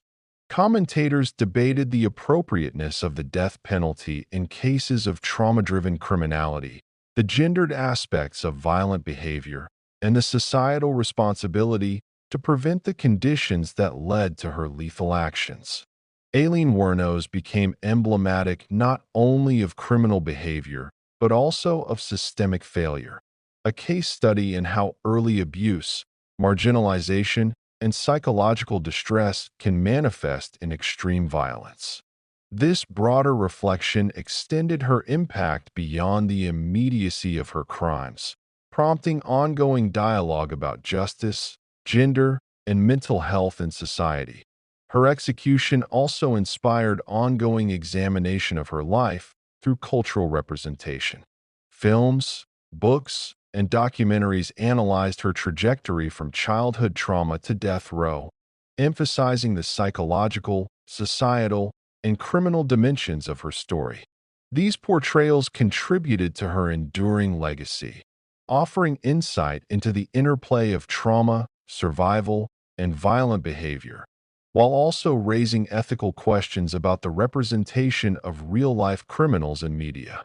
For researchers and the public alike, Eileen's story served as both cautionary tale and psychological case study, bridging the realms of criminology, sociology, and human empathy as the moment of her execution approached. Aileen Wuornos' life narrative, defined by abuse, survival, and lethal aggression, reached its definitive conclusion. Her final reflections encapsulated the profound intersection of personal trauma, societal failure, and legal accountability. She remained a figure of intense public fascination, a woman whose life and crimes challenged conventional understanding of morality, criminality, and the enduring impact of cumulative trauma. Her execution did not merely mark the end of a life. It crystallized a story that continues to provoke analysis, debate, and reflection about the complexities of human behavior and the societal conditions that shape it. The culmination of Aileen Wuornos' life on death row came with her execution on October 9, 2002. The process was both procedural and symbolic, marking the conclusion of decades of fear, violence, trauma, and legal scrutiny. Florida's state authorities adhered to meticulous protocols, emphasizing security, legal oversight, and formal procedures. Aileen, now fully removed from the transient autonomy of her highway years, faced mortality with a complex mixture of defiance, resignation, and lingering fear, emotions that reflected both her lived experience and the psychological imprint of decades of trauma. In the moments leading up to her execution, her psychological state was closely monitored. Mental health professionals observed heightened emotional tension, alternating between calm acceptance and visible anxiety. The knowledge of imminent death amplified her existing patterns of hypervigilance and emotional reactivity. For decades, Aileen had lived in a heightened state of alertness, ever aware of threats, real or perceived, and the approach of execution triggered similar physiological and psychological responses. Her coping mechanisms, forged through years of survival on the highways and adaptation to death row, were now tested against the ultimate certainty of mortality. The execution itself drew national attention, as both media and the public sought to witness the closure of one of America's most infamous criminal cases. Journalists analyzed her life, her crimes, and the legal journey that had led to this moment, emphasizing both the horror of her murders and the tragic complexity of her personal history. Discussions often focused on the intersection of trauma and culpability, questioning the morality of executing an individual whose violent actions were deeply entwined with abuse, neglect, and psychological impairment. This public scrutiny amplified the ethical and social resonance of her death, ensuring that her story would continue to provoke debate long after her passing. That in her final moments, Aileen reportedly displayed a combination of emotional composure and tension, reflecting her complex psychological landscape. Observers noted the presence of resignation, a recognition of the inevitability of her fate, interspersed with lingering defensiveness about the perception of her actions. Throughout her life, she had consistently framed her killings as acts of survival, and in these final hours, she maintained this narrative. Her steadfast adherence to this perspective underscored both the enduring influence of her trauma and her persistent struggle to reconcile personal experience with societal judgment. The aftermath of her execution prompted reflection on multiple levels. Legally, it marked the conclusion of an exhaustive judicial process that had balanced evidence, confessions, mental health assessments, and societal demands for justice. Psychologically, it represented the final chapter in a life shaped by chronic trauma, social marginalization, and violent survival strategies. Culturally, it solidified Aileen Wuornos as a figure of enduring fascination, a symbol of extreme human behavior and the intricate interplay of environmental, psychological, and societal factors. Her life and death became reference points for discussions about gendered violence, trauma-informed justice, and the ethics of capital punishment. In the broader public consciousness, Aileen's story continues to resonate. Scholars, criminologists, and psychologists examine her life to understand how early trauma, neglect, and societal marginalization can converge to produce extreme criminal behavior. Films, documentaries, and literary works explore her narrative, emphasizing both the horrors of her crimes and the mitigating circumstances of her upbringing. These portrayals invite reflection on difficult questions. To what extent is an individual accountable for behavior shaped by cumulative trauma? How does society balance punishment with empathy, justice with understanding, and law with psychology? Her legacy is multifaceted. On one hand, she remains a cautionary tale about the consequences of systemic neglect, societal failure, and untreated trauma. On the other, she is emblematic of the complexities of human behavior, challenging simplistic narratives of good and evil. Researchers continue to study her life as a case of trauma-driven violence, offering insights into the psychological, social, and environmental factors that contribute to criminality. Aileen Wuornos' story serves as both a grim reflection on the potential for human destruction and a sobering reminder of the need for societal intervention, early support, and trauma-informed approaches to justice. The ethical considerations surrounding her execution continue to fuel debate. Critics of capital punishment cite her history of abuse and psychological impairment as factors that should have mitigated her sentence, arguing that execution represents a societal failure to address the root causes of violence. Supporters emphasize the severity and repeated nature of her murders, asserting that justice required the ultimate penalty.